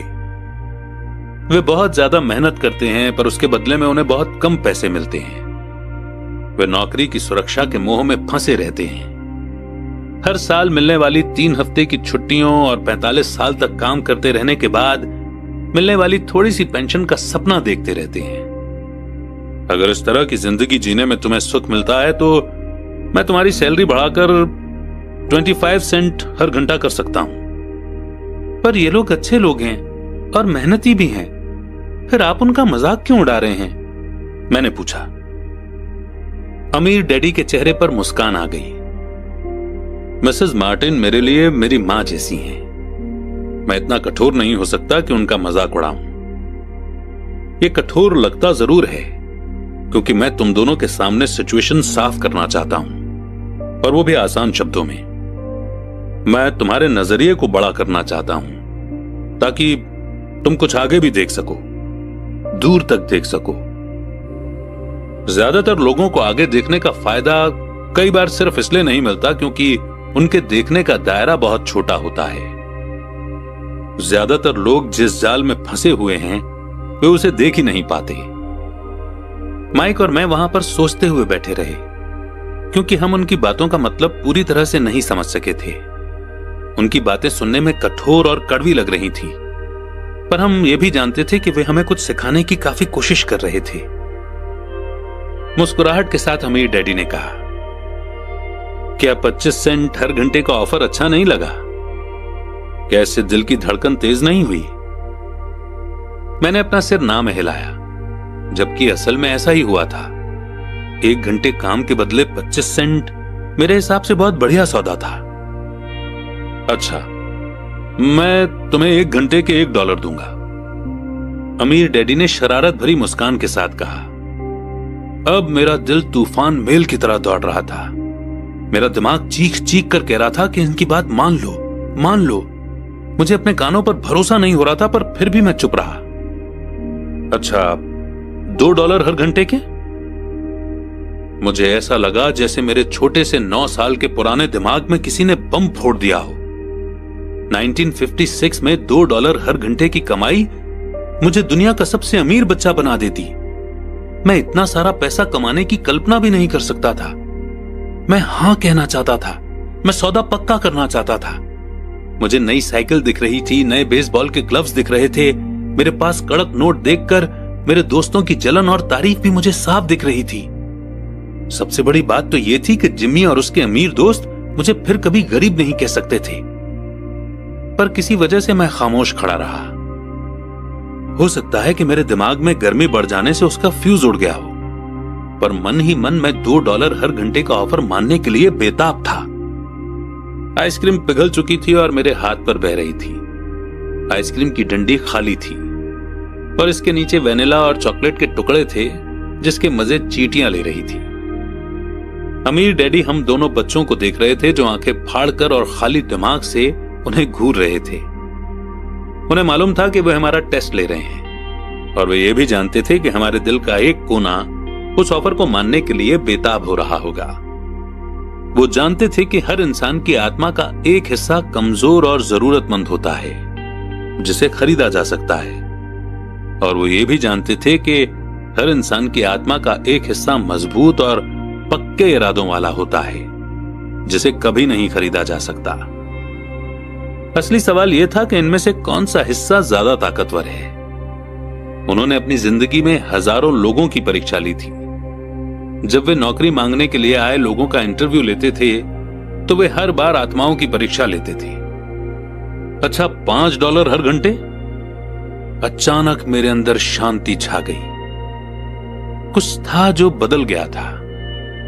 ऑफर बहुत ही बड़ा था और मूर्खता से भरा लग रहा था। 1956 में गिने चुने लोगों को $5 हर घंटे से ज्यादा मिलता होगा। लालच खत्म हो गया था और इसकी जगह शांति ने ले ली थी। धीमे से मैं अपनी बाईं तरफ खड़े माइक की तरफ मुड़ा। उसने भी मेरी तरफ देखा। मेरी आत्मा का जो हिस्सा कमजोर और जरूरतमंद था वो खामोश हो चुका था। मेरा वो हिस्सा जिसे खरीदा नहीं जा सकता था वो आगे आ चुका था।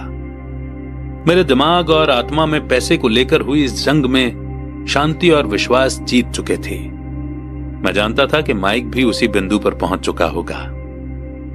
अच्छा, ज्यादातर लोगों की एक कीमत होती है और उनकी कीमत इसलिए होती है क्योंकि हम सभी में 2 भावनाएं होती हैं, डर और लालच। पहले तो पैसे के बिना रहने के डर से हमें कड़ी मेहनत करने की प्रेरणा मिलती है। इसके बाद जब हमें सैलरी मिलती है तो हमें लालच या इच्छा की भावना जाग जाती है। पैसा होने पर हम उन बढ़िया चीजों के बारे में सोचने पर मजबूर हो जाते हैं जो उस पैसे से खरीदी जा सकती हैं। इस तरह हमारी जिंदगी का एक पैटर्न बन जाता है। किस तरह का पैटर्न? मैंने पूछा।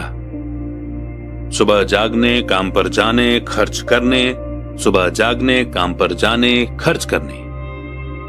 लोगों की जिंदगी हमेशा डर और लालच इन्हीं 2 भावनाओं से चलती है।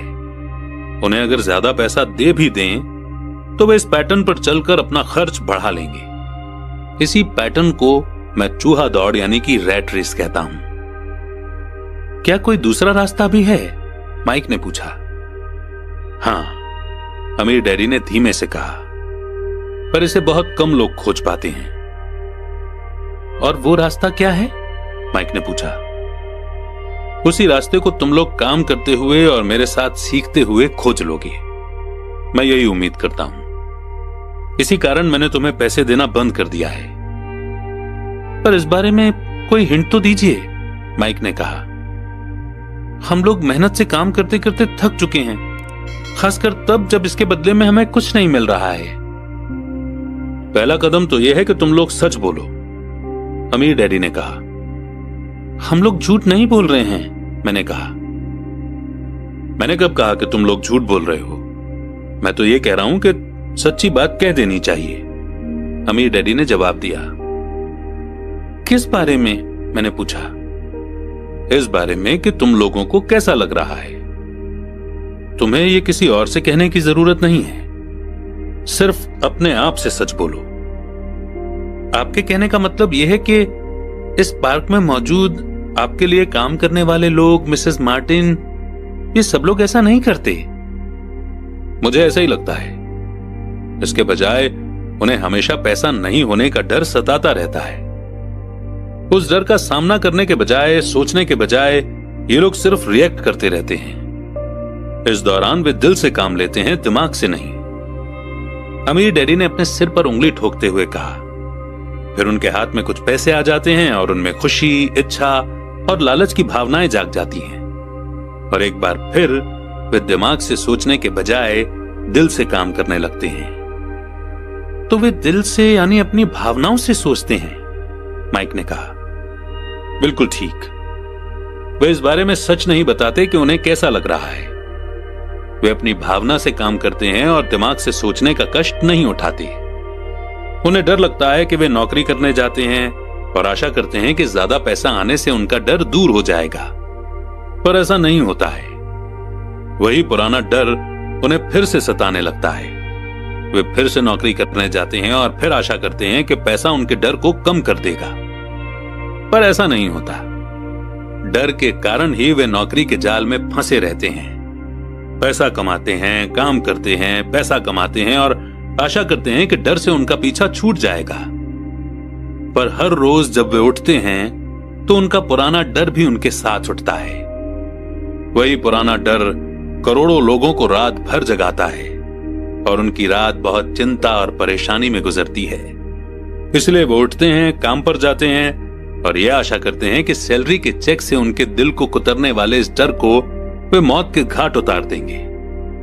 सच बात तो यह है कि पैसा उनकी जिंदगी को चला रहा है, पर वे इस बारे में कभी सच नहीं बोलते हैं। पैसे ने उनकी भावनाओं पर कब्जा कर लिया है और उनकी आत्माओं पर भी। ये कहकर अमीर डैडी खामोश हो गए ताकि उनके शब्दों में छुपा संदेश हमारे अंदर चला जाए।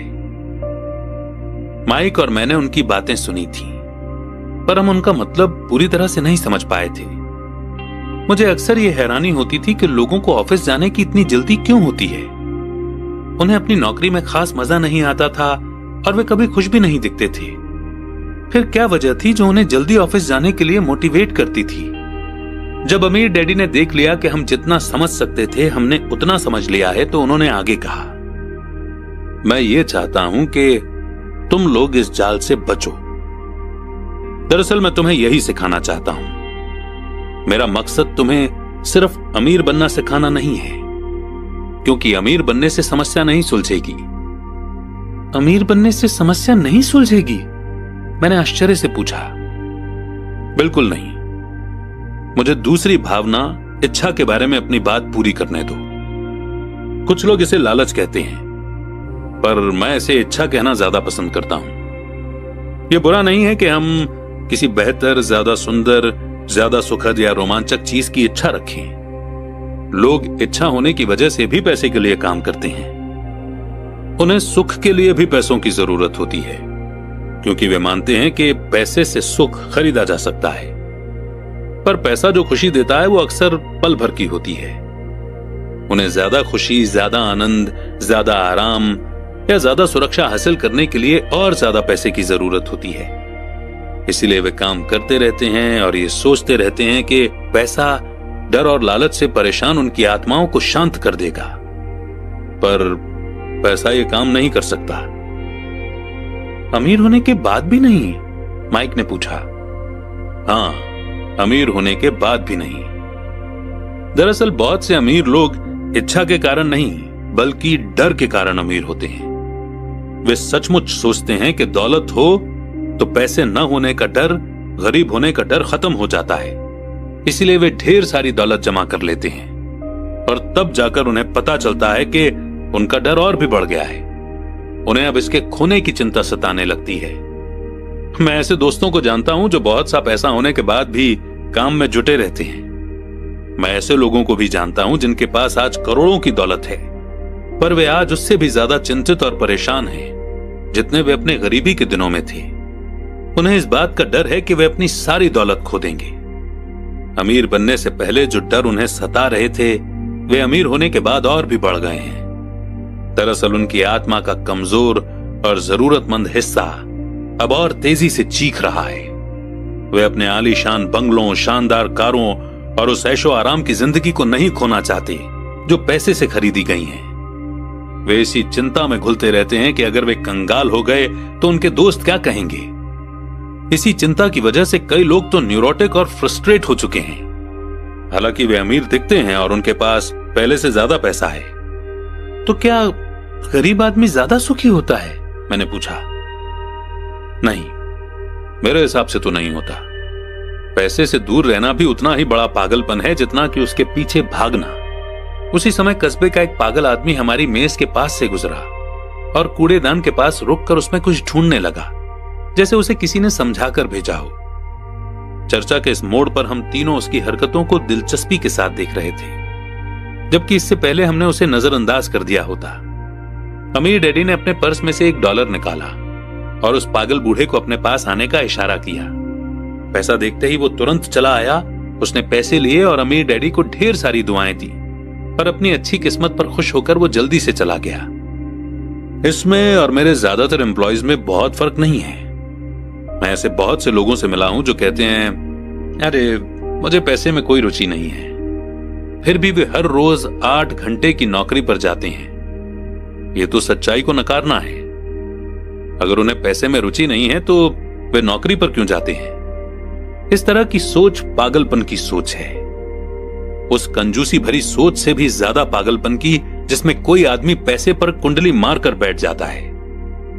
जब मैं वहां अपने अमीर डैडी की बात सुन रहा था तब मेरे दिमाग में यह ख्याल आ रहा था कि मेरे गरीब डैडी 1000 बार ये कह चुके थे कि मुझे पैसों में कोई रुचि नहीं है।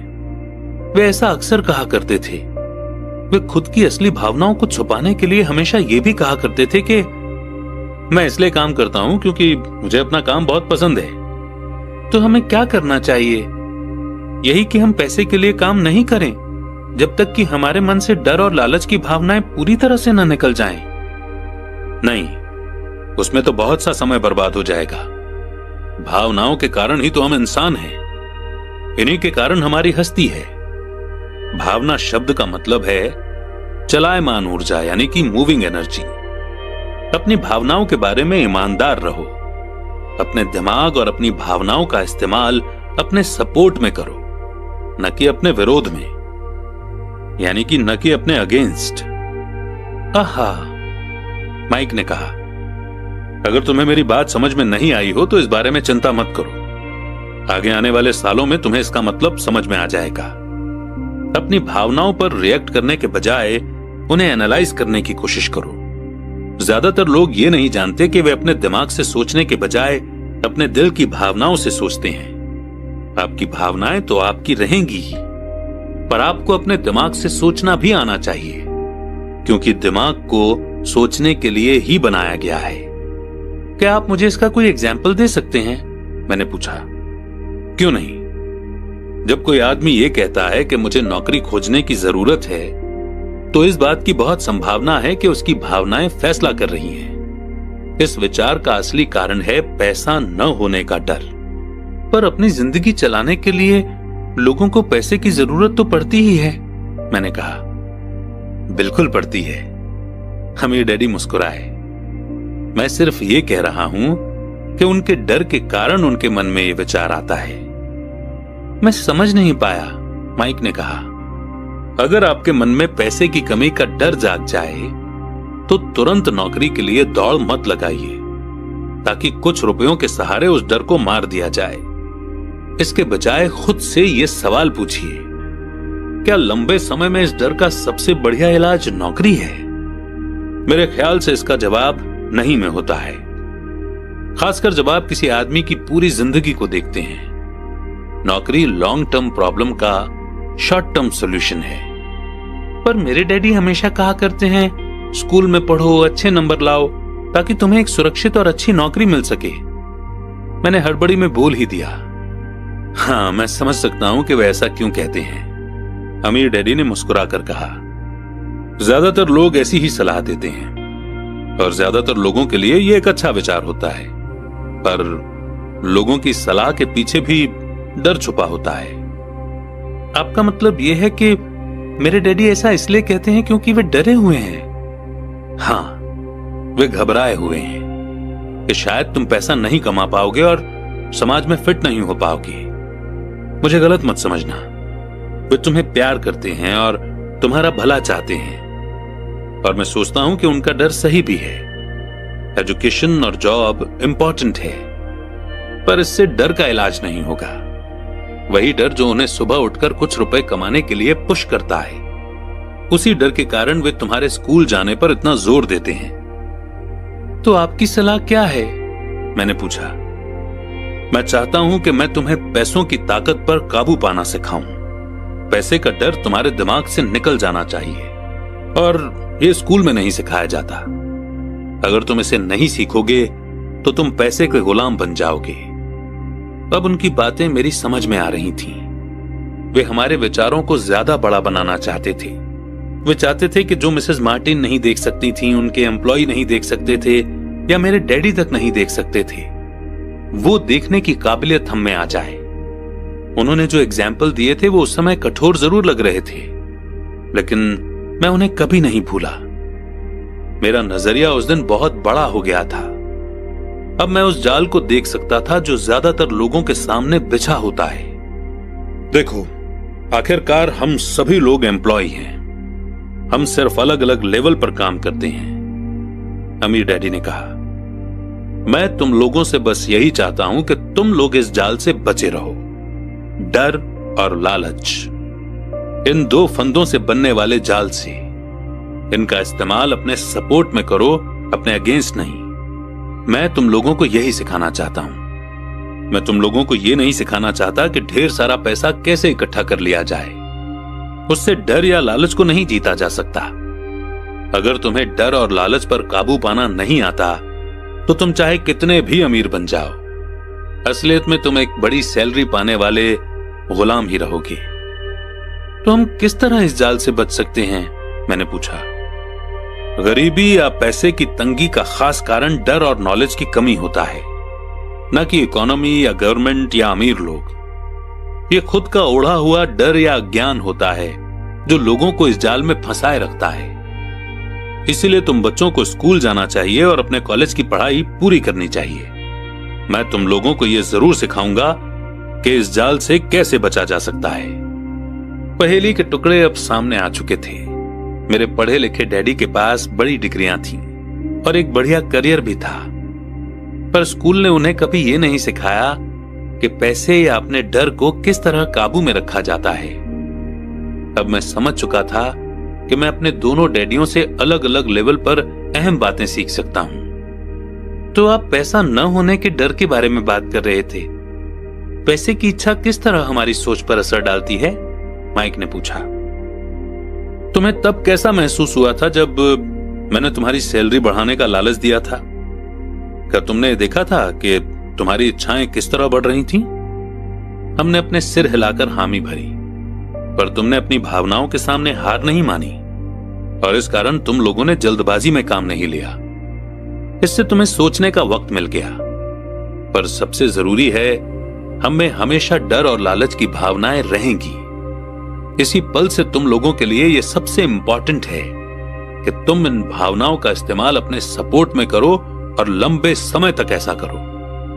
अपनी भावनाओं को अपने दिमाग पर हावी मत होने दो और इस तरह अपने विचारों को मैला मत होने दो। ज्यादातर लोग डर और लालच का इस्तेमाल खुद के विरोध में करते हैं। यह अज्ञान की शुरुआत होती है। डर और इच्छा की भावनाओं के कारण ही ज्यादातर लोग सैलरी के चेक, सैलरी में बढ़ोतरी और नौकरी की सुरक्षा के पीछे भागते भागते अपनी पूरी जिंदगी निकाल देते हैं। असल में वे ये सोचते ही नहीं हैं कि भावनाओं के आधार पर उन्हें जिंदगी किस तरफ ले जा रही है। ये तो वही बात हो गई जिसमें गाड़ी खींचने वाले गधे के सामने उसका मालिक गाजर लटकाए रखता है जो उसकी नाक के ठीक सामने होती है। गधे का मालिक जहां जाना चाहता है वहां जाता है, पर गधा तो लालच के कारण भाग रहा है। कल गधे के लिए दूसरी गाजर आ जाएगी और गधा उसका पीछा करने लगेगा। आपके कहने का मतलब है जिस समय मैंने नए बेसबॉल ग्लव्स, कैंडी और खिलौनों के सपने देखना शुरू किया था, उस समय मेरी हालत उस गधे की तरह हो गई थी जो गाजर के पीछे भागता है? माइक ने पूछा। हाँ, और उम्र के साथ साथ तुम्हारे खिलौने भी और ज्यादा महंगे होते जाएंगे। अपने दोस्तों पर रौब झाड़ने के लिए एक नई कार, एक याच और एक आलीशान घर। अमीर डैडी ने मुस्कुराकर कहा, डर आपको दरवाजे से बाहर धक्का देता है, इच्छा आपको अंदर बुलाती है, आपको चट्टानों की तरफ ललचाती है। यही जाल है। तो इसकी काट क्या है? माइक ने पूछा। डर और इच्छा अज्ञान की वजह से बढ़ते हैं। इसीलिए अमीर लोगों के पास जितना ज्यादा पैसा होता है, उनका डर भी उतना ही ज्यादा बड़ा होता है। पैसा ही गाजर है, भ्रम है। अगर गधा पूरी तस्वीर देख सकता तो शायद वो गाजर का पीछा करने के अपने फैसले पर दोबारा सोचता। अमीर डैडी ने आगे ये समझाया कि आदमी की जिंदगी अज्ञान और ज्ञान के बीच होने वाला संघर्ष है। उन्होंने बताया कि एक बार कोई आदमी खुद के बारे में ज्ञान की खोज करना बंद कर देता है तो उसकी जिंदगी में अज्ञान घुस जाता है। ये संघर्ष हर पल होता है। इसीलिए हमें यह फैसला करना है, यह सीखना है कि अपने दिमाग को खुला रखा जाए या इसे बंद कर लिया जाए। देखो, स्कूल बहुत ज्यादा इंपॉर्टेंट है। आप स्कूल इसलिए जाते हैं ताकि आप वहां कोई स्किल या बिजनेस सीख सकें और इस तरह से आप समाज में योगदान दे सकें। हर समाज में टीचर, डॉक्टर, मैकेनिक, कलाकार, कुक, बिजनेसमैन, पुलिस ऑफिसर, दमकल कर्मी और सिपाहियों की जरूरत होती है। स्कूल उन्हें ये सब सिखाते हैं ताकि हमारा समाज डेवलप हो सके और हमारा कल्चर समृद्ध हो सके। दुर्भाग्य से लोगों के लिए स्कूल एजुकेशन का अंत होता है, शुरुआत नहीं। एक लंबी खामोशी छाई रही। अमीर डैडी मुस्कुरा रहे थे। उस दिन उन्होंने जो कहा था वो मैं पूरी तरह से नहीं समझ पाया था, पर ज्यादातर महान टीचर्स के शब्द सालों तक हमें सिखाते रहते हैं। उनके शब्द इसी तरह से आज भी मेरे साथ हैं। मैं आज थोड़ा कठोर हुआ, एक वजह से कठोर हुआ। मैं चाहता था कि तुम लोगों को आज की ये चर्चा हमेशा याद रहे। मैं चाहता हूं कि तुम लोग हमेशा मिसेस मार्टिन के बारे में सोचो। मैं चाहता हूं कि तुम लोग हमेशा उस गधे के बारे में सोचो। इन्हें कभी मत भूलना। अगर तुमने अपनी समझदारी से उन्हें काबू में नहीं किया तो डर और लालच की तुम्हारी दोनों भावनाएं तुम्हें जिंदगी के सबसे बड़े जाल में फंसा सकती हैं। अपनी जिंदगी को डरते डरते गुजारना, अपने सपनों को पूरा न करना निर्दयता है। यह भी निर्दयता है कि पैसे के लिए कड़ी मेहनत की जाए और यह सोचा जाए कि पैसे से खरीदी चीजें सुख दे सकती हैं। बिल चुकाने के डर से घबराकर आधी रात को जागना जीने का एक भयानक तरीका है। सैलरी के हिसाब से जिंदगी जीना भी कोई जीना है। यह सोचना कि कोई नौकरी आपको सुरक्षा का एहसास दे सकती है, खुद से झूठ बोलना है। यह कठोरता है और यही वो जाल है जिससे मैं तुम्हें बचाना चाहता हूं। मैंने देखा है कि पैसा किस तरह से लोगों की जिंदगियों को चलाता है। ऐसा अपने साथ मत होने देना। भगवान के लिए पैसे को अपनी जिंदगी मत चलाने देना। हमारी मेज के नीचे सॉफ्ट बॉल आ गई। अमीर डैडी ने उसे उठाया और वापस खिलाड़ियों के पास फेंक दिया। तो अज्ञान का लालच और डर से क्या ताल्लुक है? मैंने पूछा। यह पैसे का ही अज्ञान है जिसकी वजह से इतना लालच और डर पैदा होता है। मैं तुम्हें कुछ एग्जाम्पल देता हूं। एक डॉक्टर जो अपने परिवार को ज्यादा खुशी देना चाहता है, अपनी फीस बढ़ा देता है। उसकी फीस बढ़ने की वजह से हेल्थ फैसिलिटी हर एक के लिए महंगी हो जाती है। अब इससे गरीब लोगों को सबसे ज्यादा नुकसान पहुंचता है। इसीलिए गरीब लोगों की हेल्थ अमीर लोगों से ज्यादा बुरी होगी। अब क्योंकि डॉक्टरों ने अपनी फीस बढ़ा दी है, इसीलिए वकील भी अपनी फीस बढ़ा देते हैं। क्योंकि वकीलों ने अपनी फीस बढ़ा दी है, इसलिए स्कूल के टीचर भी अपनी सैलरी बढ़वाना चाहते हैं, जिसके कारण हमारा टैक्स बढ़ता है और यह सिलसिला कभी ना खत्म होने वाला बनकर रह जाता है। जल्द ही अमीर और गरीब लोगों के बीच इतना बड़ा गैप हो जाएगा कि प्रलय आ जाएगी और एक और महान सिविलाइजेशन धराशायी हो जाएगी। महान सिविलाइजेशन तभी बर्बाद हुई हैं जब अमीरों और गरीबों के बीच का फर्क बहुत ज्यादा हो जाता है। अमेरिका भी उसी रास्ते पर चल रहा है और इससे यह साबित होता है कि हिस्ट्री अपने आप को दोहराती है। और क्योंकि हम इतिहास से कुछ नहीं सीखते हैं, हम सिर्फ हिस्टोरिकल तारीखें और नाम रटते हैं और उनके सबक को भूल जाते हैं। क्या कीमतें नहीं बढ़नी चाहिए? मैंने पूछा। अच्छी तरह से चल रही गवर्नमेंट और एक पढ़े लिखे समाज में तो नहीं। कीमतें दरअसल कम होनी चाहिए। जाहिर है कि ऐसा सिर्फ थ्योरी में हो सकता है। कीमतें अज्ञान से पैदा हुए लालच और डर के कारण बढ़ती हैं। अगर स्कूलों में पैसों के बारे में सिखा दिया जाता तो लोगों के पास ज्यादा पैसा होता और मार्केट की कीमतें भी कम होती। पर स्कूलों में सिर्फ पैसे के लिए काम करना सिखाया जाता है, पैसे की ताकत का इस्तेमाल नहीं सिखाया जाता। पर हमारे यहां बिजनेस स्कूल भी है, माइक ने पूछा। क्या आप मुझे अपनी मास्टर्स डिग्री के लिए बिजनेस स्कूल जाने के लिए पुश नहीं कर रहे हैं? हाँ, पर अक्सर ऐसा होता है कि बिजनेस स्कूल ऐसे एम्प्लॉयज को ट्रेन करते हैं जो सोफिस्टिकेटेड या पॉलिश्ड बीन काउंटर्स होते हैं। भगवान ही मालिक है जब कोई बीन काउंटर बिजनेस संभाल ले। वे सिर्फ नंबर को देखते हैं, लोगों को निकालते हैं और बिजनेस का गला घोंट देते हैं। मैं जानता हूं क्योंकि मैं बीन काउंटर से डील करता हूं। वे सिर्फ इतना ही सोचते हैं कि कॉस्ट को कम कैसे किया जाए और प्राइस कैसे बढ़ाई जाए, जिससे बहुत सी प्रॉब्लम पैदा हो जाती है। बीन काउंटिंग की भी इंपॉर्टेंस है। मैं सोचता हूं कि ज्यादा लोगों को इसके बारे में जानना चाहिए, पर यह भी पूरी तस्वीर नहीं दिखाती। अमीर डैडी ने गुस्से में कहा। तो फिर क्या इसका कोई हल है? माइक ने पूछा। हाँ, सोचने के लिए अपनी भावनाओं का इस्तेमाल करना सीखो। अपनी भावनाओं में बहकर मत सोचो। जब तुम लोग फ्री में काम करने के लिए तैयार हो गए थे तो तुमने अपनी भावनाओं को काबू में रखना सीख लिया था। तभी मैं समझ गया था कि तुमसे उम्मीद की जा सकती है। जब मैंने तुम्हें ज्यादा सैलरी का लालच दिया तब तुमने एक बार फिर अपनी भावनाओं की बात नहीं मानी। तुम स्ट्रॉन्ग इमोशन के खिलाफ सोचना सीख रहे थे। यह पहला कदम था। यह कदम इतना इंपॉर्टेंट क्यों है? मैंने पूछा। यह तुम अपने आप जान जाओगे।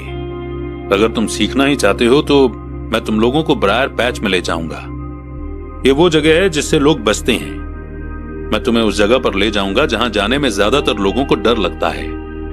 अगर तुम मेरे साथ जाओगे तो तुम्हारे मन से पैसे के लिए काम करने का ख्याल निकल जाएगा।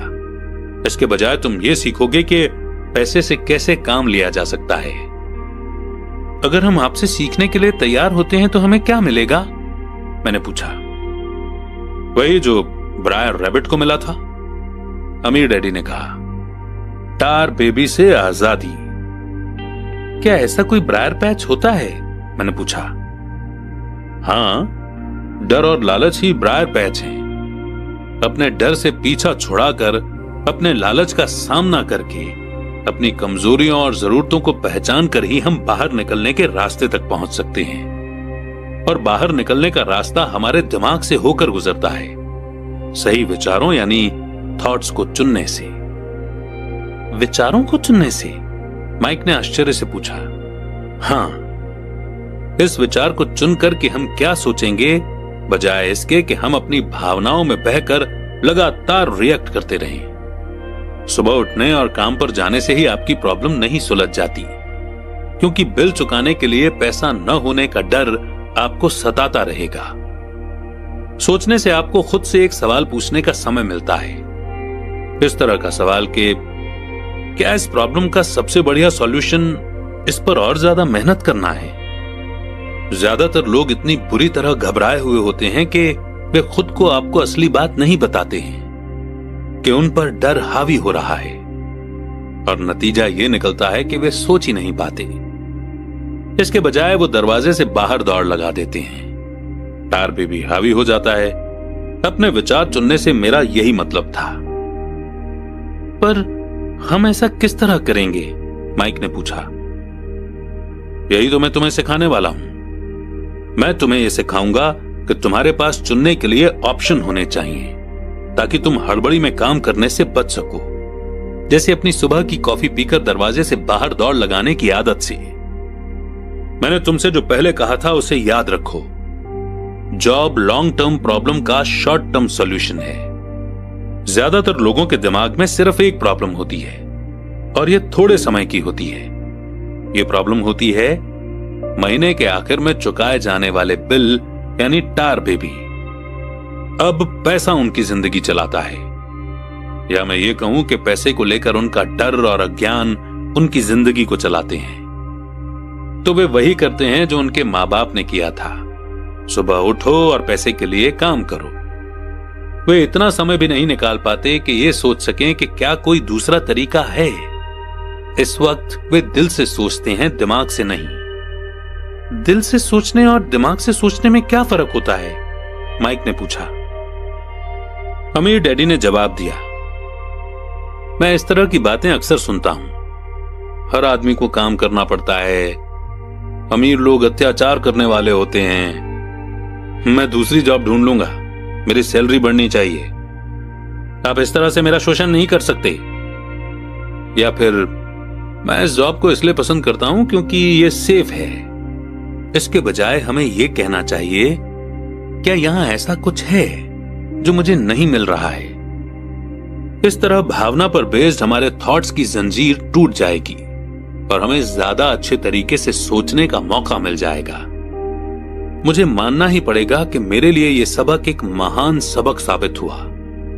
यह जानना कि कब कोई आदमी दिल से बोल रहा है और कब दिमाग से, किसके शब्दों में भावनाएं छुपी हुई हैं और किसके शब्दों में थॉट, ये एक ऐसा सबक था जो जिंदगी भर मेरे काम आया।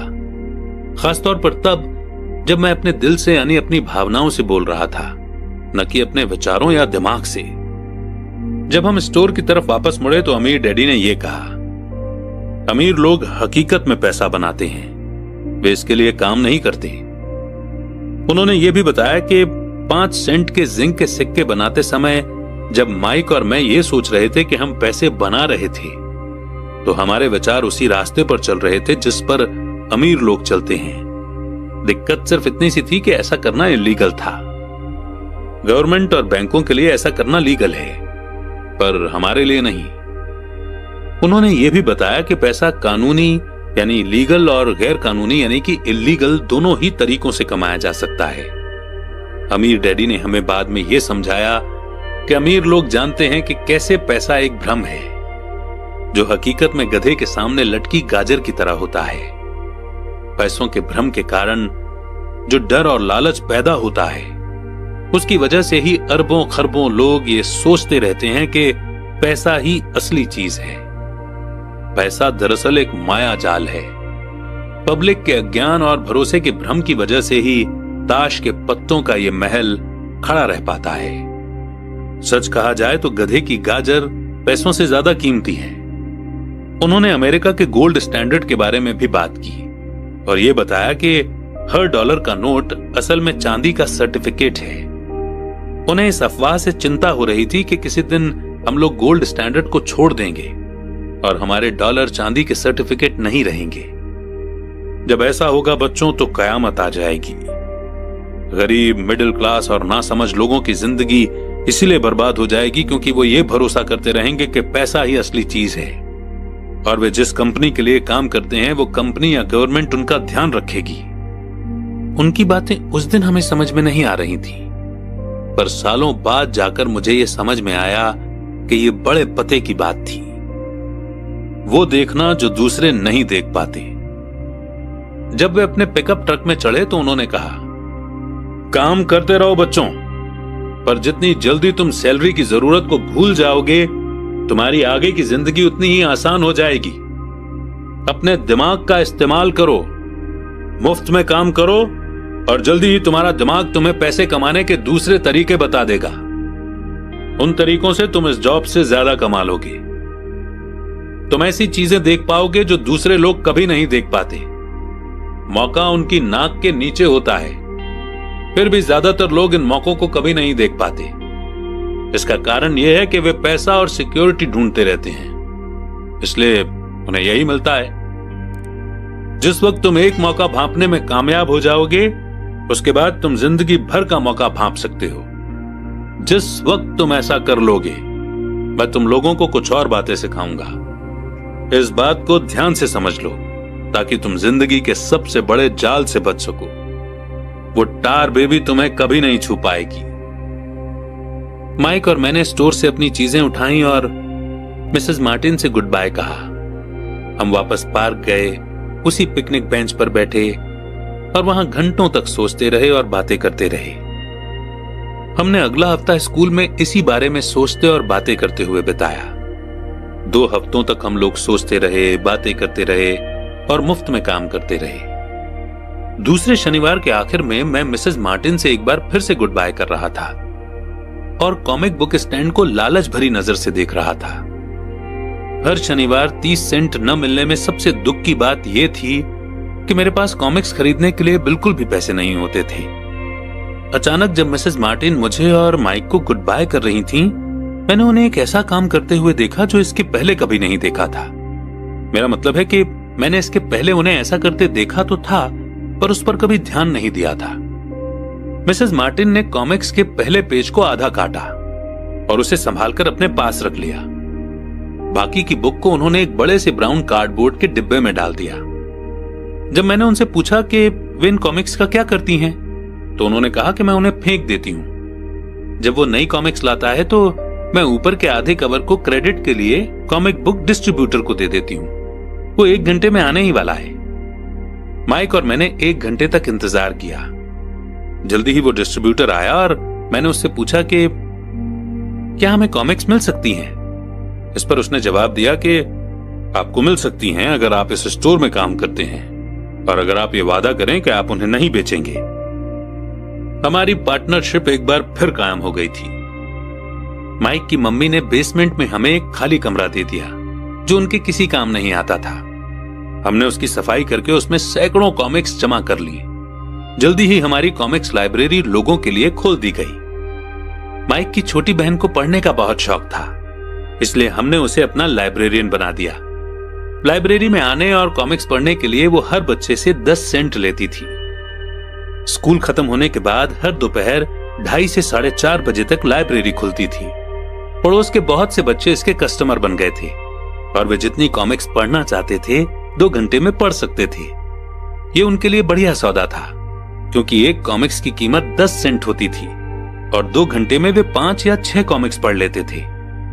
माइक की बहन लौटते समय बच्चों की तलाशी लेती थी और ये देख लेती थी कि वे अपने कपड़ों में कॉमिक्स छुपाकर तो नहीं ले जा रहे हैं। वो इस बात का रिकॉर्ड भी रखती थी कि हर रोज कितने बच्चे आए, उनका नाम क्या था और उनके सुझाव क्या थे। माइक और मुझे 3 महीने तक हर हफ्ते एवरेज में $9.5 का फायदा हुआ। हमने उसकी बहन को हर हफ्ते $1 का पेमेंट किया और उसे मुफ्त में कॉमिक्स पढ़ने का फायदा भी दिया। हालांकि वो कॉमिक्स कभी कभार ही पढ़ती थी, क्योंकि वो हमेशा ही अपनी पढ़ाई में लगी रहती थी। माइक और मैं डील के मुताबिक हर शनिवार स्टोर में काम करते रहे। साथ ही हम अलग अलग दुकानों से कॉमिक्स इकट्ठी करते रहे। हमने वादे के मुताबिक कॉमिक्स नहीं बेची थी। जब कोई कॉमिक फट जाती थी तो हम उसे जला देते थे। हमने इसकी एक ब्रांच खोलने की भी कोशिश की, लेकिन हमें माइक की बहन की तरह मेहनती और भरोसेमंद लाइब्रेरियन नहीं मिला। बहुत कम उम्र में ही हमने ये जान लिया था कि अच्छे स्टाफ को खोजना कितना मुश्किल होता है। लाइब्रेरी खुलने के 3 महीने बाद हमारी लाइब्रेरी में एक प्रॉब्लम आ गई। दूसरे मोहल्ले के कुछ गुंडे अंदर घुस आए और उन्होंने झगड़ना शुरू कर दिया। माइक के डैडी ने सुझाव दिया कि हम अपना बिजनेस अब बंद कर दें। तो इस तरह हमारा कॉमिक्स का धंधा बंद हो गया और हमने कन्वीनियंस स्टोर पर हर शनिवार काम करना भी बंद कर दिया। फिर भी अमीर डैडी एक्साइटेड थे, क्योंकि उनके पास ऐसी बहुत सी नई बातें थीं जो वे हमें सिखाना चाहते थे। वे खुश थे क्योंकि हमने उनके पहले सबक को इतनी अच्छी तरह से सीख लिया था। हमने ये भी सीख लिया था कि पैसे से अपने लिए काम कैसे करवाया जाता है। स्टोर में काम करने के बदले पैसा नहीं मिलता था, इसीलिए हमें मजबूरन अपनी इमेजिनेशन पर जोर डालना पड़ा ताकि हम पैसा कमाने का कोई दूसरा तरीका ढूंढ सकें। कॉमिक्स लाइब्रेरी हमारा अपना बिजनेस था। हमारा पैसा हमारे कंट्रोल में था और हम किसी मालिक के मोहताज नहीं थे। इसमें सबसे अच्छी बात यह थी कि हमारे बिजनेस से हमें तब भी पैसा मिलता था जब हम वहां खुद मौजूद नहीं होते थे। उस समय हम पैसे के लिए काम नहीं करते थे, बल्कि हमारा पैसा हमारे लिए काम करता था। ज्यादा सैलरी देने के बजाय अमीर डैडी ने हमें इतनी बढ़िया एडवाइस दे दी थी। और इसी के साथ ही बेहद इंपॉर्टेंट चैप्टर यहीं पर समाप्त होता है।